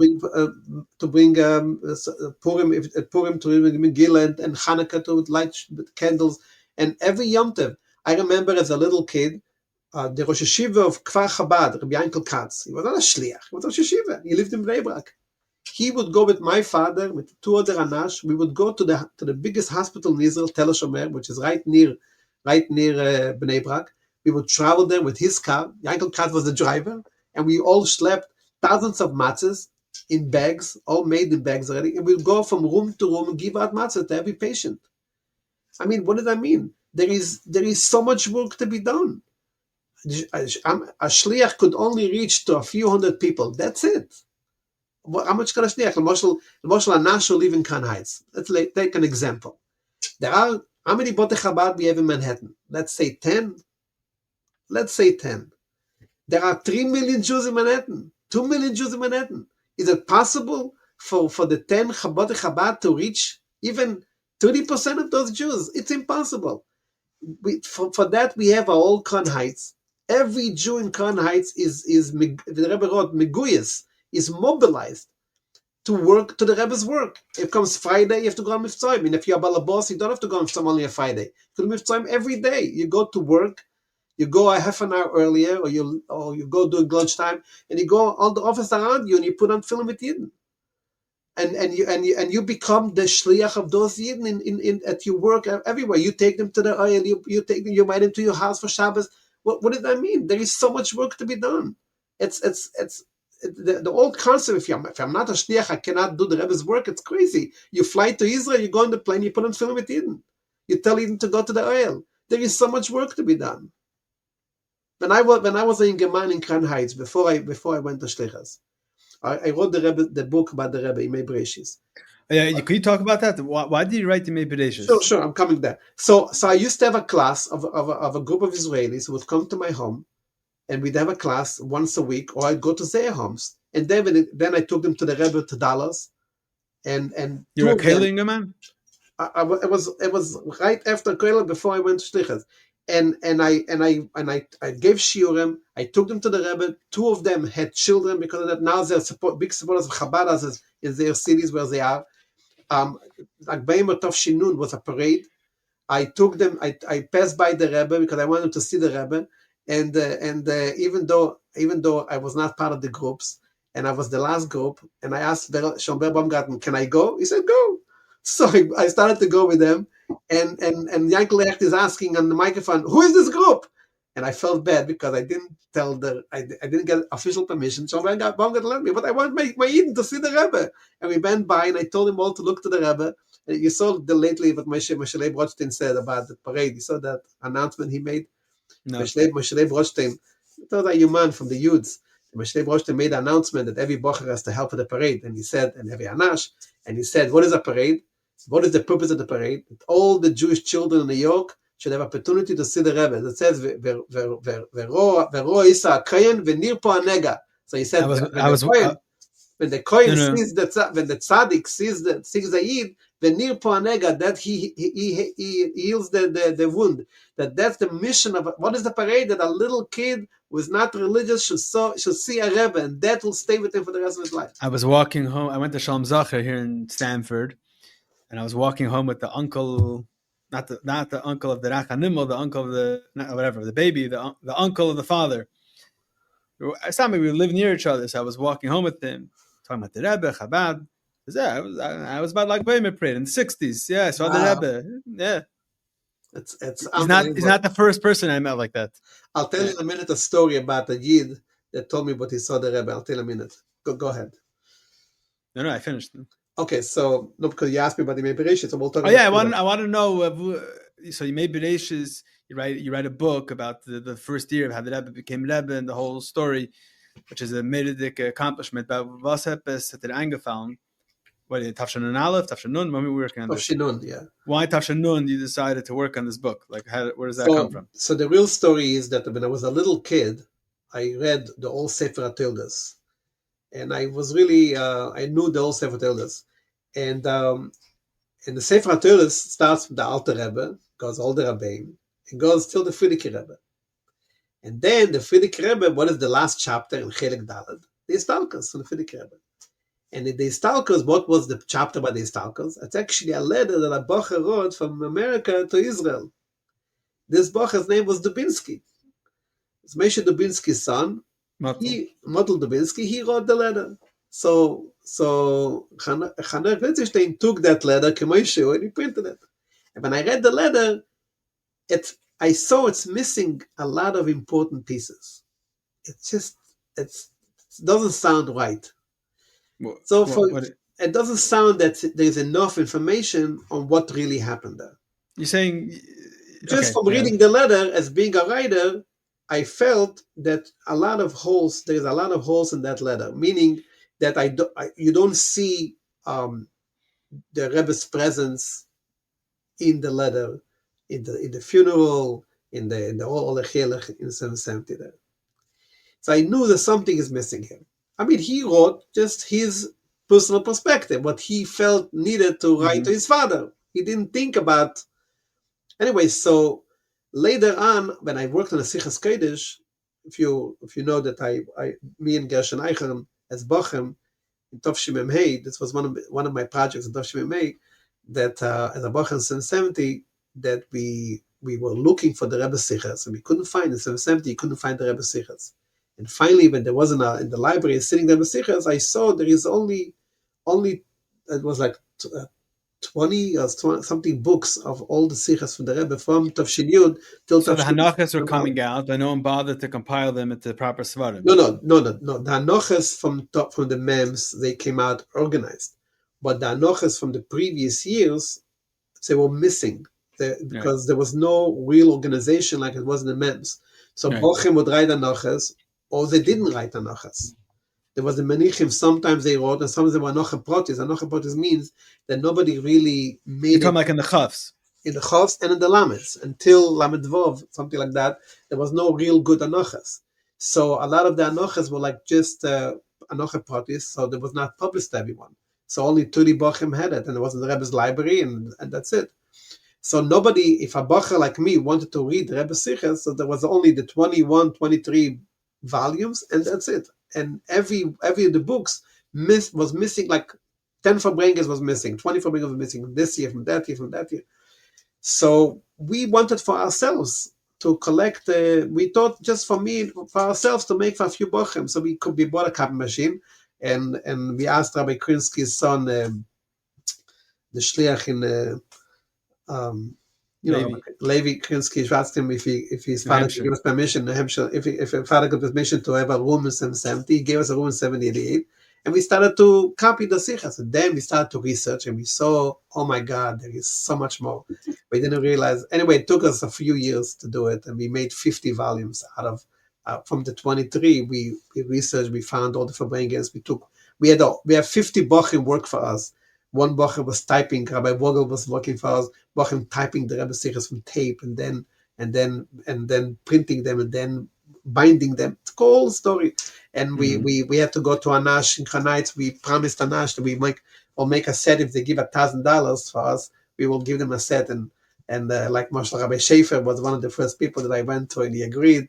And he gave us $1,000, and then Rabbi Zalman Goraye gave us more than $1,000 for the project, and we didn't believe. We were young kid. We had no idea how long it will take. It took us anyway. So when I did the Sichos Kodesh, when I worked on Tovshin Yud, someone told me that Rabbi Eli Gross has a Yuman. So I went to him, and that started my relationship with Eli Gross and with the Yuman of Tovshin Yud. And I took some sichas that he wrote that were not in the Sichos Kodesh, and I put them in as Anocha Protis into the Sefer. But because of that, I started to read the Yuman, and I realized there is such a rich information of what was going on in Tovshin Yud. So the idea already started from Tovshim Hey, that we have to make a book about it. But I never really took it seriously. But then finally, after my wedding, I decided I'll do this as a project, because I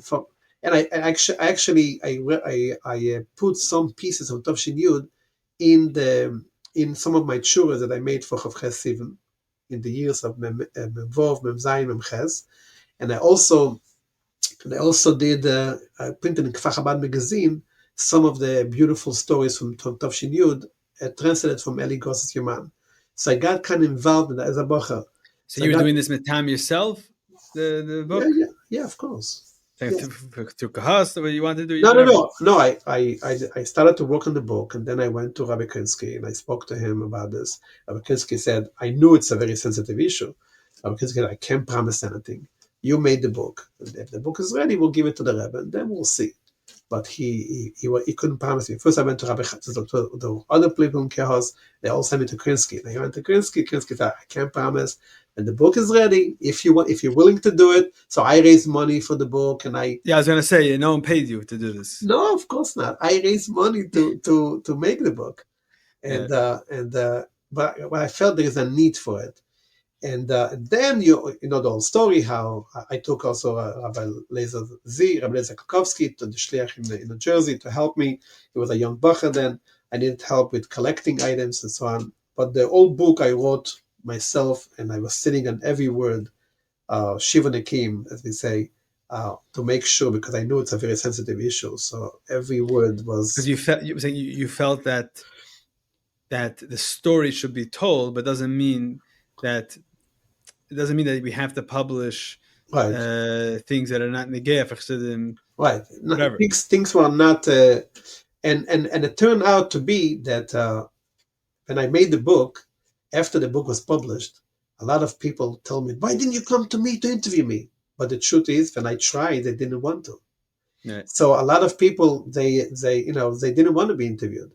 And I took, most of the things that I took was not from interviews. I mean, Zalman Gurari gave me an interview. What was interesting with Rabbi Gurari, when he gave me the interview, he said to me, I will tell you, why am I even talking to you? And he said that once he remembers, in Yechidus and Tavshin Yud, the Rebbe told him that there has to be you have to make a sefer about this time. The Rebbe told him that. And he totally was not understanding it. Yeah. Totally didn't, he didn't understand what did that mean, who should make a sefer, why to make a sefer. And it was forgotten. And when I came to him, he said to me, it came back to him how the Rebbe said. You're Pasha Mechav to the Rebbe's Rasim. I had no idea. Not like that's what they call it, Mechav. So I had no idea. So that's why he said, that's why I'm talking to you. He told me a lot of things that I couldn't even put in the book, very special things. But he was, but he gave me a lot of information. And then David Raskin gave me a little bit of information, and Rabbi Mentley gave me a little bit of information. But it's mainly from the letters from Yale and from mainly from letters and from Yoman. Yeah, mainly from the letters, and also Rabbi Mentley gave me information for the Tshuras. He already passed away, Memches, but for the Tshuras, he gave me information. And some of the Tshuras, I reused them for later, for the book. And then also, Baruch Thaler, who passed away lately, his mother had a recording from Leibel Groner when she was a youngster in Visrivke, and Leibel Groner gave her all... Probably Machachana. In a Mochana Visrivke, and Leibel Groner gave the whole history of Tavshin Yud when he was still young. It was in the Chavs and the Lamed, I think the Lamed. And it was very, very interesting. It was like all 2 hours, 2.5 hours. So I took it down. I wrote it as if it's an interview, but it was really a recording from him. And so, and a few things that he said, a few special things came out later, documents that actually supported that, but the Rebbe himself wrote. And anyway, so later, the last 30 years, huge material came out, new material that I did not see. But all the material that came out is only supporting the line that I took in my book, the way I did it. What's the line? That right from the beginning, literally from the first few weeks, the entire majority of Anash around the world was already glued to the Rebbe. So that is the truth. We don't need to get into the whole thing, but basically, everyone knows that there was a shaila.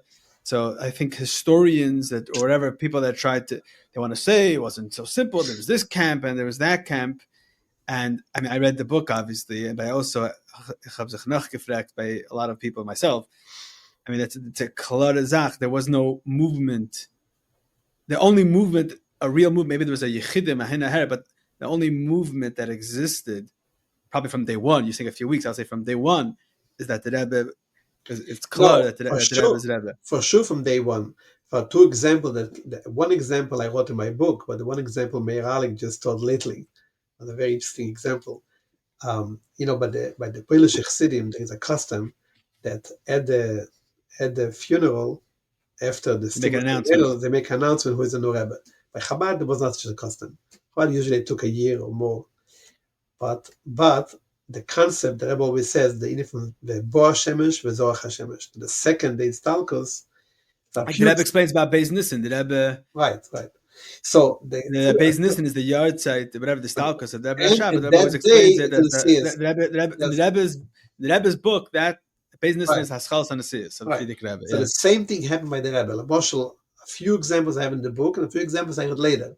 One example that is, for example, that Reb Zalman Goy told me that Shabbos by day, the Frierdiker Rebbe passed away in the morning, Shabbos morning.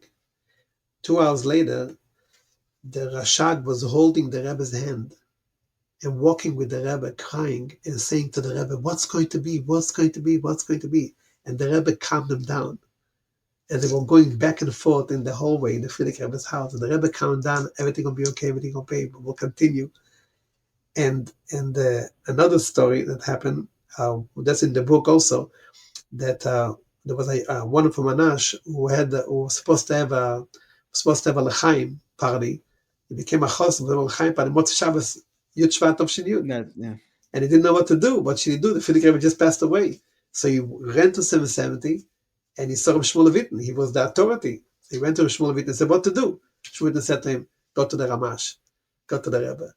So right from the beginning, the Rebbe made the decisions. And the most interesting story that happened by the Levi that came out, so one is in the book, that when they took the Frierdiker Rebbe down, the Rebbe said loud that we're making a t'nai, we make a condition, that we are putting you here only in t'nai, that if we will go to Israel, then we will take you with us. That's one thing that he saw, that the Rebbe led everything. And the second thing that Meir Alec told the story lately, that I never knew before, that there is a custom that you put the sand of Eretz Yisrael in the casket and in the grave. And so B'shas they wanted to put the sand, the Rebbe said that the Frierdiker Rebbe does not need Israel sand. And someone of the family started screaming, "No, we should put, was woo." And the Rebbe said, "If my husband said we don't need, so I'm with my husband." And why the Rebbe, and they didn't put. So the Rebbe led the Nesias from Rebbe right from the first second. And why they didn't put, why the Rebbe didn't want to put, because the Rebbe said in a sicha, the famous sicha in Tovshin Yudalad, Yud Shvat, and the Rebbe explains what's the difference between an oil, what's the mile of going to the oil. The Rebbe says that in Eretz Yisrael, because there was the churban there, so the etzem is not begilui there. There is the etzem of Elikus is there, but it's not the essence of Elikus is there, but it's not begilui. There is the churban, and where the churban was. That was give the mashal, the parable, when there is a wall, a big wall, and falls down, so the stone on top of the wall falls the lowest. So in Eretz Yisrael there's no gilui. Falls the farthest. Falls the farthest. So therefore, the Eretz Yisrael there's no gilui. But the Rebbeim, there's no because no they, churban. but like the Rashbi, it says by no churban. So by the Rebbeim, that's the place where the etzem is begilus. So therefore, the Frierdiker Rebbe does not need the offer. It doesn't need the sand from Israel, but that's where the golus is. But the Elikus is not begilui. Whereas the Elikus begilui dafke by the Eir, so that he doesn't need the sand from Eretz. But you could see that the Rebbe led from the first second. That his Nesias, the Rebbe was the Nasi, and his decisions were made, that was absolute.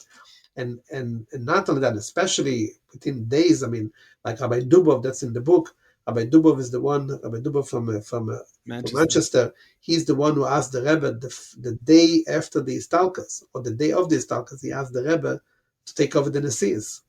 And the Rebbe said to him, "What do you think?" The Rebbe said his name, Memshin is a Rebbe. And then a week, when he went back to England, and he went to Rebbe Shem Tov's house, and together he had a meeting with him, and he sent a telegram to the Rebbe to send the seeds, and the Rebbe wrote back, the Rebbe wrote to Ben Shem Tov, "I'm sure that you heard what I told Rav Dubov, and he was here about this." But anyway, all the information that came out, you could see clearly that my line was true. I think it's connected to what you said before, where you were describing what it meant to be by Rebbe. So after Yud Shvat, all the people there saw this right away. So it's not a shaila. They actually saw it before. Maybe I told you many years ago. Rabbi Norman Lamb, the president of Yeshiva University, came to visit us in Alaska. He came for a tour here. He came with his wife and his sister, and I took them on a drive to a mountain here, a special place. It's called a special place here in Alaska. And then on the way back, then we went back from down to the mountain, and there was we had like a smoke. The car was smoking, so we had to stop the car to Hamalek wait. Shluchim had Yeah, smoking to cars. wait. Even though it was actually a very nice, good van, a big van, but Stammet today, something your car doesn't smoke. I'm wouldn't do assuming. that. Yeah. Anyway, so we stopped the car, and the two ladies were sitting with Mendy, with my son Rabbi Mendy from Masila. They were sitting with him and telling him stories, and I hear how, and I was talking to him, to Rabbi Lem, and I hear as the ladies are telling Mendy that they remember they used to be young girls in Crown Heights in the 1940s, and they remember when the Rebbe came to America, and they remember the Rebbe used to walk in the streets of Kingston. So the two ladies, she and her sister, two ladies, they tell my son, and how everybody came out of the houses to look at him. He looked like a prince. Hmm. They said the beauty of the Rebbe, but it's not that.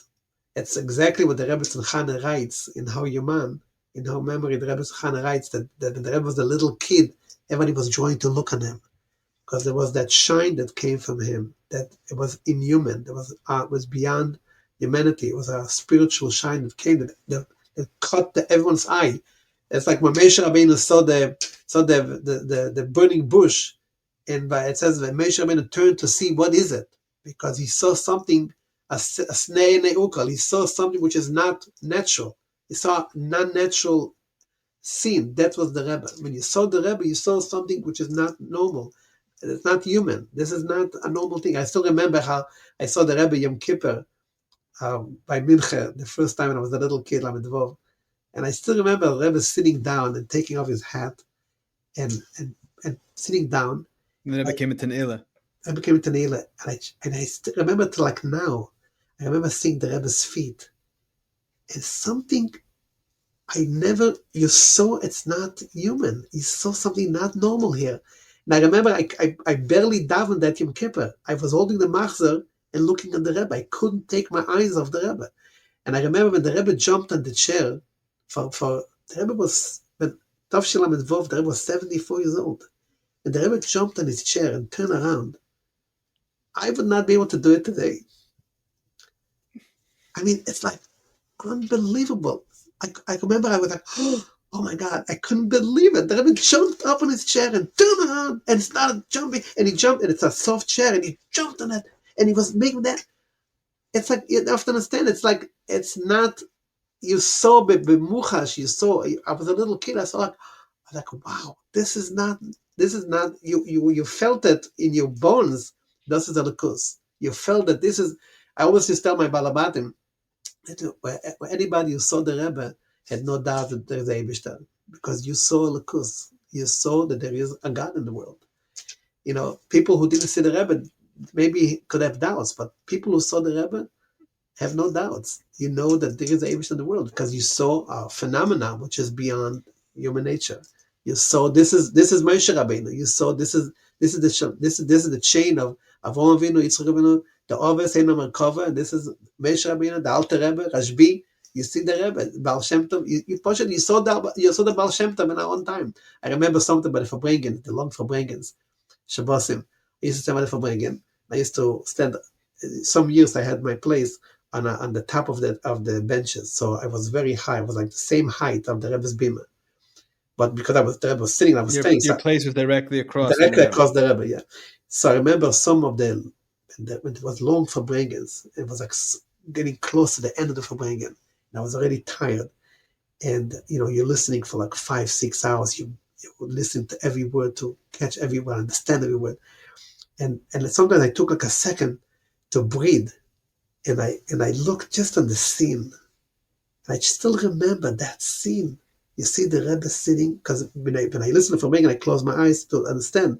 But so I took that second just to watch it. And I still remember that scene. You didn't look at the Rebbe when the Rebbe spoke. I looked at the Rebbe, but a lot of times I would close my eyes to understand. Mm-hmm. And I was into what the Rebbe is saying, but sometimes I took the moment just to watch the scene. And this was a scene like you literally felt the light on the Rebbe's, on the Rebbe. Like there was, and it says in the Gemara that there was a Shechina Aleim, You felt it. It's not stam. You saw something unusual. It's like that scene of the Rebbe sitting there and farbrengen. It's like it's out of this world. So of course, What it's the fact that we don't have it is a huge crime against humanity. That's a huge crime against the Jewish people. There's no question about that. It's the Chumla Bayis. I mean, to me, Gimmel Tammuz is Tisha B'Av and Yom Kippur. Gimmel Tammuz is Tisha B'Av. Of course, it's a crime. It's a Bunah de Beis Hamikdash. There's no question about that. It's a chum. There's no question about it. It's a chum. But if the Rebbe decided to do it, if the Eibishter decided to do it, there must be a reason. There must be a mission.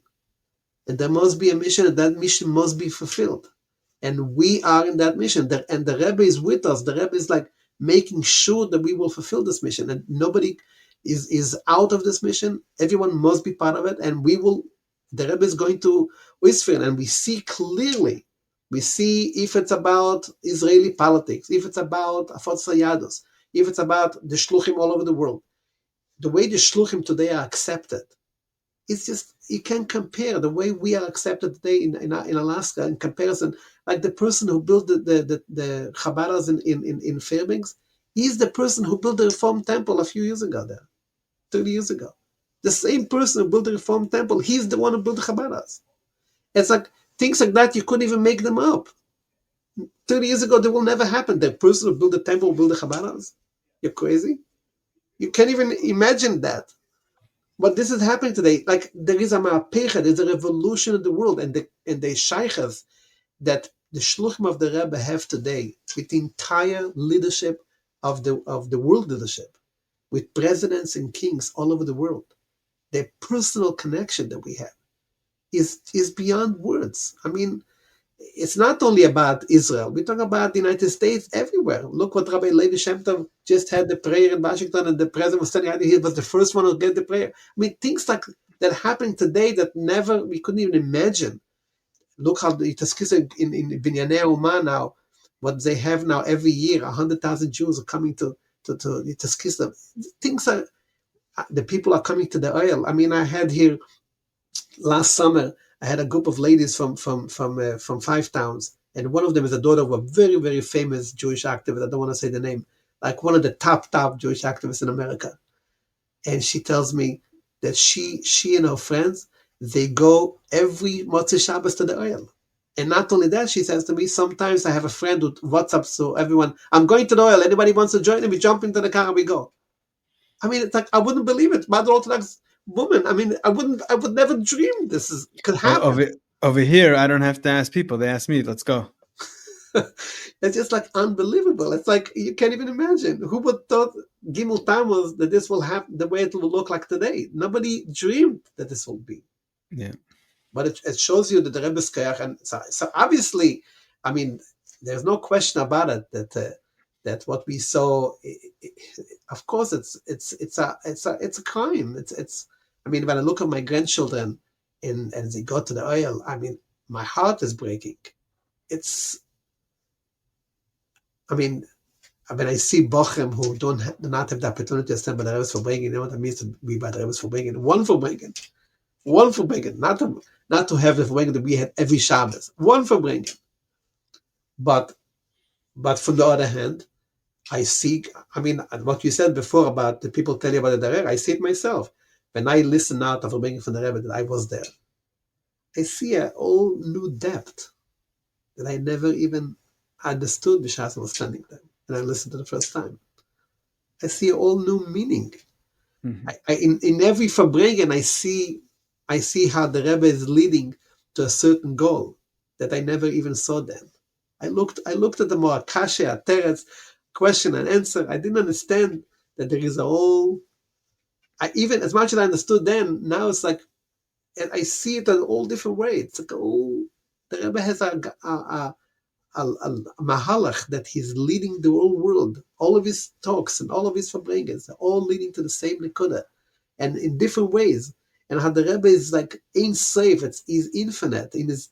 If it's whatever biurim that he has on Chumash, if it's on Chassidus, if it's on Nigla, the Rebbe is ain't safe. There is and all the tshuas are coming out with the letters from the Rebbe, with the minds from the Rebbe. It's endless. It's a lifetime. It's not enough to even to cover, just to read the Rebbe's text, not even to understand, not even in depth, just to read, just to listen to all the Farbrengen. Josh Gordon, they say that the Shliach, Rabbi Gordon, that he listened to all the Farbrengen from the Rebbe. Yeah, And when he he's took down his his walk. walk. I mean, I listen to Farbrengen. It's like there is nothing, there is no biggest pleasure in the world than to listen to Farbrengen from Rebbe. The Reichkeit, the Geschmack, the strength, the emunah you get from that Farbrengen is like unbelievable. And it's such a oitzer that the Rebbe gave us, such a gift that the Rebbe gave us. And the Rebbe actually meant it. It was bechavona that should be recorded. The Rebbe had a special. I remember not too long ago. I saw the Rebbe said. The Rebbe wrote about listening to the recording from his Farbrengen. Yeah. There was an old plan in Kfar Chabad, and the Rebbe said to listen to the recording of Farbrengen also here in New York. There was, and the famous story that the Rebbe said by almost one of the last rallies, Tov Shinun Aleph. They should send the Rebbe said to videos. Rabbi Mishulovi to send the video to Russia, and the Rebbe said by the sicha, the Rebbe said to the children that there are kids around the world who cannot be here. Right. But when you will make with your hands and you'll say with a chayes, they'll see the Lebedike pictures and they'll see the Lebedike pictures. They'll see the picture and then they'll also have the chayes. The Rebbe said to him to send it. And when there is also the video from the Gevirim, when a Gevir comes into the Rebbe and it says to the Rebbe that his business is in videos, and the Rebbe says, "Have you seen the video that we made Hanukkah? You saw the Jews in Russia were dancing together with the Jews." They were dancing around. It's like, so they see it. The Rebbe was like saying to him, "We know about videos, and we are in the business of videos. And because the Rebbe emphasized, the Rebbe put the koyach in the video, in the picture. I mean, the Rebbe himself wrote a famous zettel about a woman who wrote to the Rebbe that she has a chlish, and the Rebbe wrote that she looks at the Rebbe's picture, b'tuch shamiti you, the Rebbe's emes, therefore he looks back on you, and that gives it. So the Rebbe beferish says that the picture. And the Rebbe told Moshe Harrison to carry a picture in his pocket. The Rebbe said many bochur to carry a picture. In the Befrat and Tavshin Yud, the Rebbe was telling people, and then there's a Ksaviyat, Tistakel, but Munose, Shachak, Mechad Murakam. Yeah, so there is Beferish clearly that the Rebbe said that the picture and the video are the koyach. Yeah. Okay, Rabbi Greenberg, this was a very, very geschmack and uplifting conversation, and Mizal Zayin. We are already big Chassidim. We should become even bigger Chassidim. Amen. We should all be zeicher to fulfill the Rebbe's rotzen, and we should be zeicher to see the Rebbe b'muchash. I think we missed one important point. Yeah. We have 1 more minute. One important point that we should talk about it, and that is the concept of what is the inyan for Moshiach and Chassidus. I think it's Go ahead. I think it's very, very important for people to understand that, and that is that. I just want to say one line, and the Rabbi Yoel had a big koch in that line, and that happened Tovshin Yud Beis by the famous Farbrengen of Shabbos after Pesach, Shabbos Shmini Tovshin Yud Beis, and the Rebbe asked the Chassidim to sing the nigun of the Gimmel Tammuz, the nigun of the Baal Shem Tov and the Magid the Alter Rebbe, and the Rebbe asked the Chassidim. The Rebbe was in a mirdike giloi, something unusual. The Rebbe took a lot of l'chaim, and he was in a huge mirdike giloim. And the Rebbe said to Chazer the Gimmel, the Tnuah Gimmel, the third Tnuah of the Alter Rebbe, to Chazer again and again and again. And it was such an amazing Farbrengen that after the Farbrengen, the Rebbe stood to Mincha, he continued singing the nigun to himself. It was unbelievable. And then the Rebbe said, why is the nigun so important? Because that is from the Alter Rebbe. And he was Mamshich, he was a Neshama Chadasha, a new soul. He was Mamshich Anayis from Atzmus. He was Mamshich something, a new Gilui from Atzmus. And he was Mamshich to the Deiras after him, to the generations after him. That the Alter Rebbe was Mamshich. He brought to the world a new Gilui from Malakus to the generations after him. And that's based on what the Frierdiker Rebbe told that several times, Erev Rosh Hashanah, in the last years in America, the Frierdiker Rebbe said, he said to when the Alter Rebbe came the first time to the Magid told him, that the Baal Shem Tov told him, that when the Alter Rebbe will come, you should tell the Alter Rebbe that he is a Neshama Chadasha, that he is a new soul, and he has a special mission to bring a special mission for all the generations after him, until Bias Mashiach, to bring Mashiach. So what is the new soul?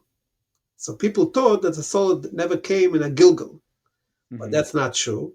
As the Rebbe says in Chayel Tavshalam Gimel, and Rabbi Yel also wrote it in the Chassidus in Orem, where the Rebbe speaks about the Neshama Chadasha, that the new soul means what the Alter Rebbe is talking in Kodesh Shir Hashirim. But there it says that the Arizal said, and the Rebbe said it many times by the Sichos, that Arizal said that all the Geluim that were in Elam Hazeh from Adam Arishim till Mashiach are all from Chitzenius Atik, and Mashiach is Primus Atik. Just to say in 2 words, what does that mean?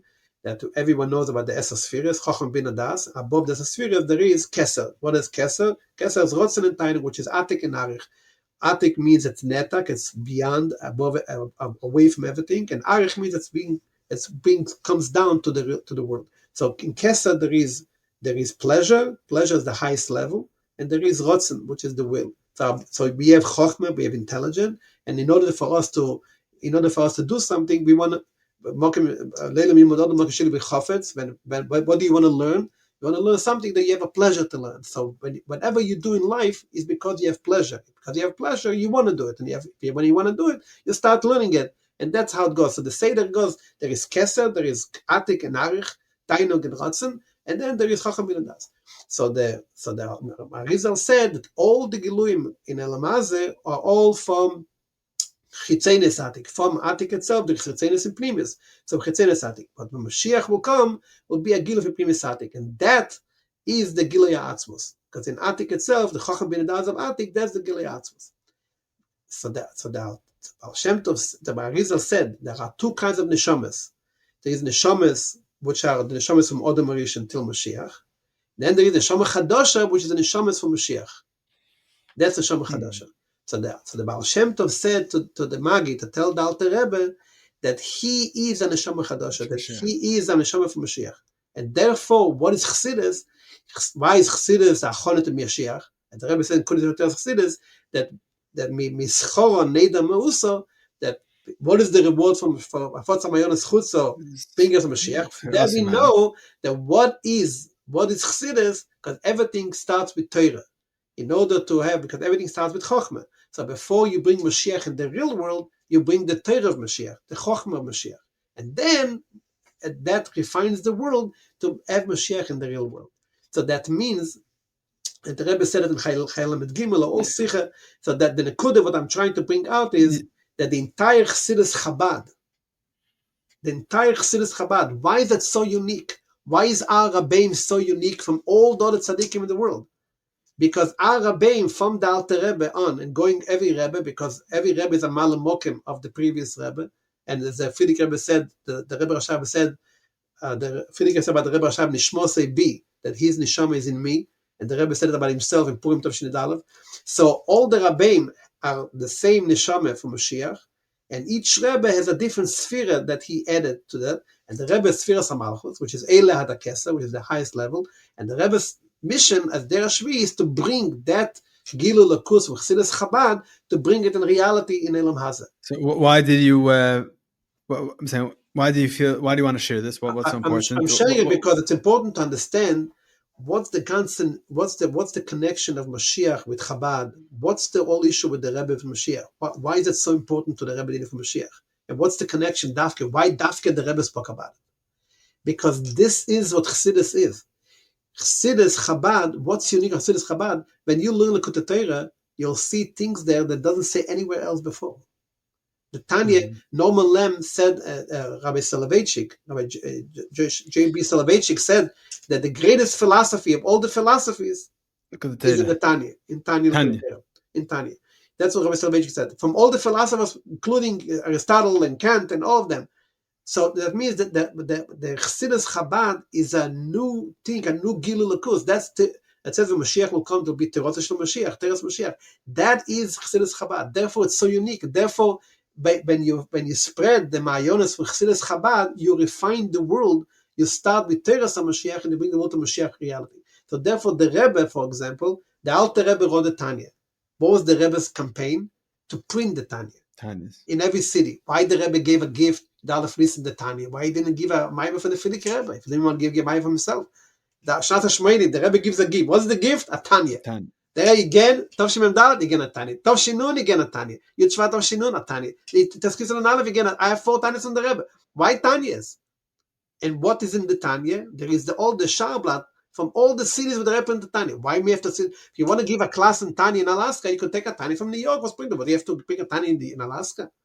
But the idea, the Rebbe said, it was explained, that the idea is just like when there is a Tanya from New York, or a Tanya from Kfar Chabad. So everyone knows that Kfar Chabad is a source of Tanyas.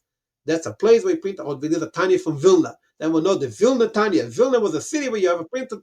So that means Vilna or Kfar Chabad or New York became a source, a Mayan, where you print Tanyas. So the Rebbe said he wants every city, that the inner from the Rebbe is to bring a lekus, the matter begashmias, that every city becomes a source of Tanyas. Anchorage has Tanyas, Fairbanks has Tanyas. Every city becomes a source of Tanyas. That's bringing the lekus down in the reality of the world. And that's the Rebbe's mission, the Deir HaShvi. So it's not like just happened to be the Rebbe spoke about Mashiach. It's not just happened to be.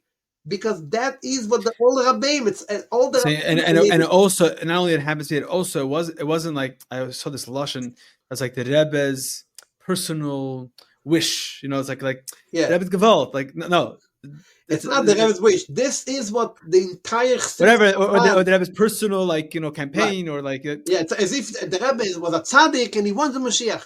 It's not just the Rebbe was a tzaddik, he wants Mashiach. Of course the Rebbe was a tzaddik, he wants Mashiach. But it's much more than that. This is what Chassidus Chabad stands for. Yeah. To change the world and bring Gidul Kus in the world. That is what Mashiach is. And the Rebbe Deir HaShvi, his mission is to bring it to reality. So therefore, what we are after Gimmel Tammuz, we are the Deir HaShvi that brings Mashiach in reality. Therefore, there was a Stalkas. Because that's the final Makeh B'Patish of us as people who can see the Rebbe, that we see the Rebbe from within us. That's what the whole idea is, not to see the Rebbe from the outside of us, but see the Rebbe from within us, to find the Rebbe in us. So that dafke, because we are in a shvere, because we are Chassidus, because we don't see the Rebbe, we are broken about it, therefore we find the Rebbe, and that's what the inner for Mashiach. So it's not stam. The inner for Mashiach is the Yiseidas. V'amud hachok was of ganz Deir HaShvi, of ganz Chassidus Chabad. The Alter Rebbe was Mashiach, and the Mittel Rebbe was Mashiach, and the Tzemach Rebbe was Mashiach. They're all Mashiach, and the Rebbe is the Mashiach B'Poel, because he is the Sfiras HaMalchus, he brings the Mashiach B'Poel.